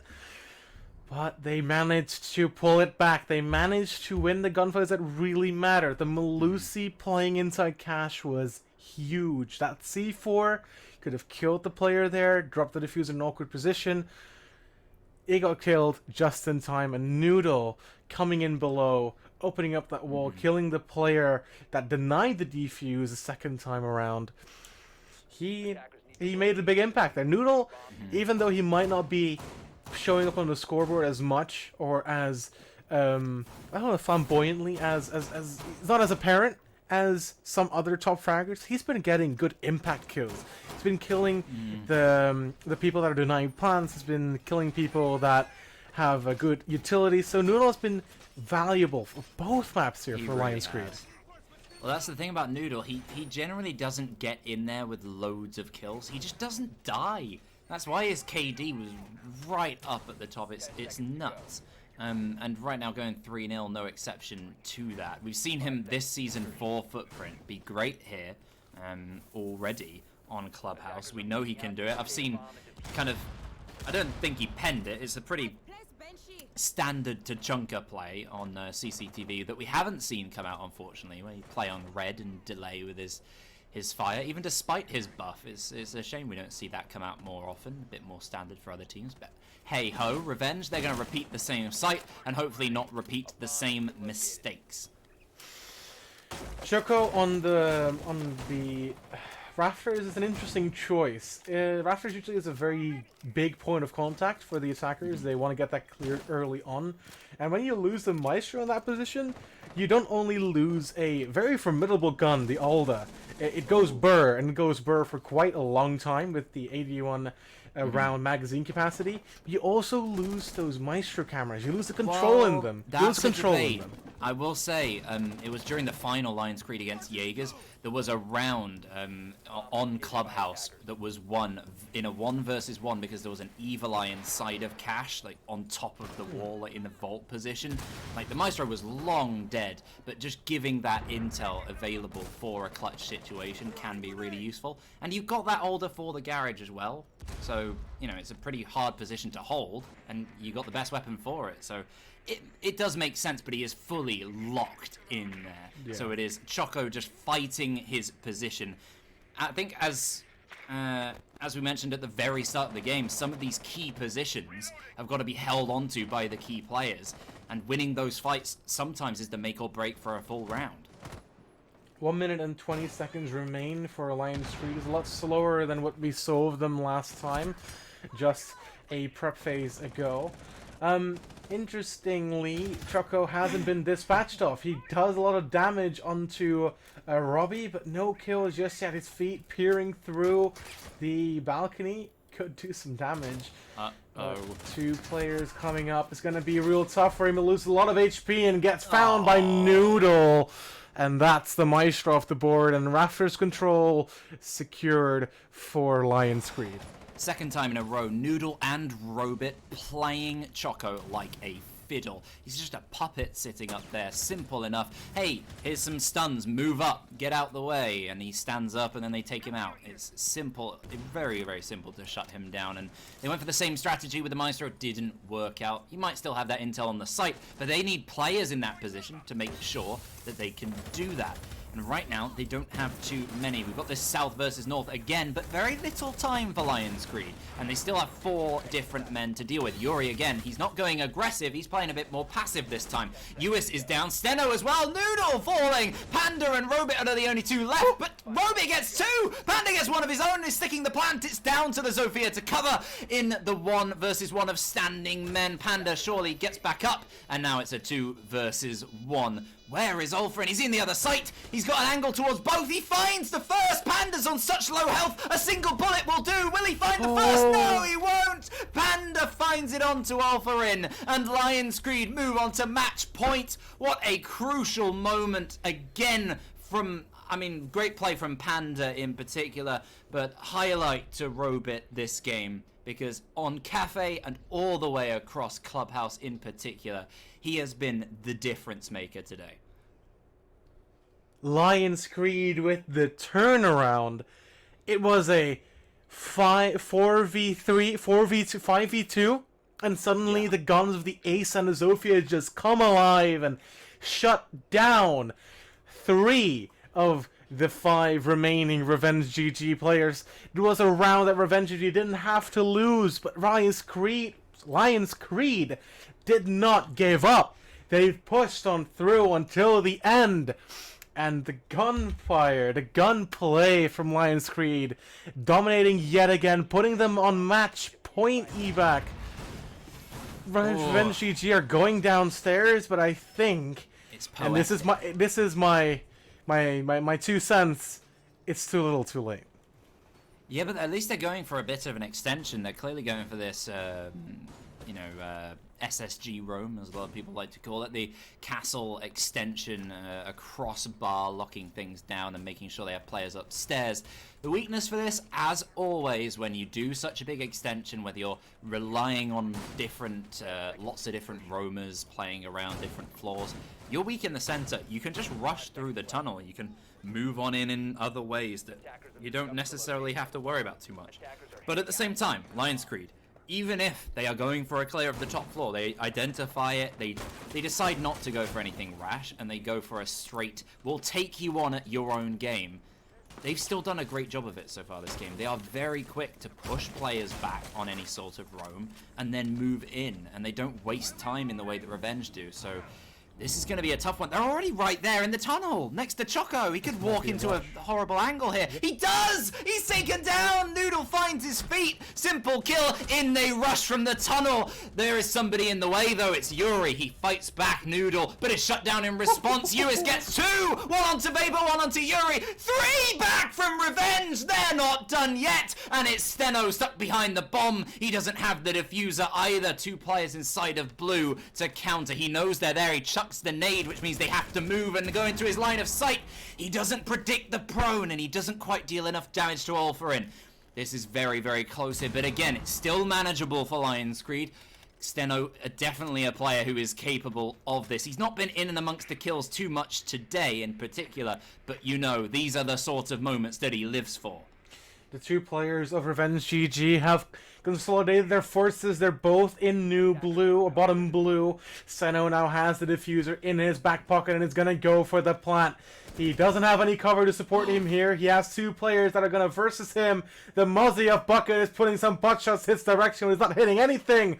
Ulf, though, on the other side, could do big damage. He goes Steno down to 1 HP. Now they're both on 1 HP. Bucket, the only player remaining on full HP, needs to wait it out. They know that if Revenge GG can get this pincer maneuver off, Steno has no chance of clutching this round. Bucket's playing it very smart and safe, as is pretty much everyone else, because Steno has so much time here to work with. He can bait this plant on and off eternally, and he'll surely hear that run close. He does, and takes down the Vigil. It's only the Mozzie remaining. He's aware of the position. It's being pinged. He finishes off Alpha, and no revive for you. The yellow ping directly onto this Mozzie. He has a C4. It's in hand. It's tossed. It's missed. It doesn't get past the blocks in the middle of the room. Here comes Steno. He sees the head of the Mozzie. He finds it. Bucket's down. Steno's up. Lionscreed wins 7-2. They move through to the next stage of the playoffs. Lionscreed are pulling... they're pulling everything that shouldn't be happening. They won 2 rounds in a row that they should have lost. Revenge GG. What a sorrow loss. A loss that might haunt them for a long time. These players are not going to forget that they lost 2 rounds in a row that realistically should have been revenge rounds. But Lionscreed, they are so good at coming back from a man disadvantaged situation. First it was Makers in Clubhouse, in Cafe Dostoevsky. What? First it was Noodle in Cafe Dostoevsky, Yep. and then it was the Zofia of, I think it was Robbie, and the ace of... Panda. Not quite sure. Panda, clutching a round in round number 8, sealing the deal, and now Steno in a 1v2 that he realistically shouldn't have won evac. He didn't have diffuser. The only thing he had going for him was time and apparently gun That's skill. what a champion does. He has the experience, he has the know-how, and he has that almost intimidation factor. I feel like Revenge might have been a bit scared of quite a few of these players across this game, and they have reason to be, because they have stated their intent. They've had a bit of a mixed lineup, as we spoke about right at the beginning. Throughout the season, they've been a bit like they forfeited a game, they've been handed a win or two. It's a bit of a weird season for Lionscreed, but their eyes are still on the prize, and they might be able to get their claws on it. They've just got to keep working their way forwards. They've moved through to the next stage of the playoffs. If we can have a look at that bracket, you can see exactly who they're up against. It will be either Humble from tomorrow's game or Team Unknown on the opposite side. Now, Humble are slight favourites, but it's very unpredictable. It's very tough to call. Much like most of the, well, all of the other games, it's gone pretty close on a lot of these. Kjell's was a pretty tight game, battled all the way through to the final map. Similar for Machine Soldiers. That was off stream, but that was an absolute romp. I believe it was Chalet, Cafe, and Coast, or something to that effect. Just like a crazy match. That went all the way right to the end, and a 7-5 win on the final map for Machine Soldiers saw them to that victory. Game E. Even Game F, actually, because we've got that. I've not thought about that. Yeah. What are you thinking? Can these... Who can make it through to those quarterfinals now? It's going to be really tough. Chaos Disciples, they're a very dominant team. I've cast a lot of them in the open division. I haven't casted much of Machine Soldiers or Proximity. I think I've casted Proximity in the calls, but that's a long time ago. Chaos Disciples, they're a good team. They know when to show up, and it was a close map against Carnivora, but I think in the end, the confidence inside of Chaos Disciples might win them game F. Although that's just my bias, of course. I took open division under my arms and I try to cast that as much as possible. It's my little division, so it's a little bit of a bias towards Chaos Disciples. That map against Carnivora in game D was the only one they've lost all season, statistically. Yep. In terms of maps that they've played, they did forfeit a game, much like Lionscreed earlier in the season, but they could afford to and still be top of the division. Well, with that means that we have another game for you tomorrow at the same time we started today, 7 p.m. Central European Summertime. Humble Academy versus Team Unknown. Casting that game will be me, actually, together with Cairo tomorrow. And producing is going to be Shiro again. Shiro has done a lovely job producing for us today, and not to mention Grissom behind the scenes, observing the gameplay, being the in-game director, as we call it, inside of the business. I have nothing more to say, Ebac. Do you have anything to say to the audience? Can I get into that business? Oh. Wouldn't mind getting in there. I mean, let's talk about that off stream. Let's talk about our businesses off stream. Okay, cool. Anywho, it is about time we go off stream because this has been a very long 2-0. I hope you've all enjoyed. We will see you tomorrow for a great matchup between Humble and Team Unknown. Until then, I've been Ebac. This has been Yannick. See you next time.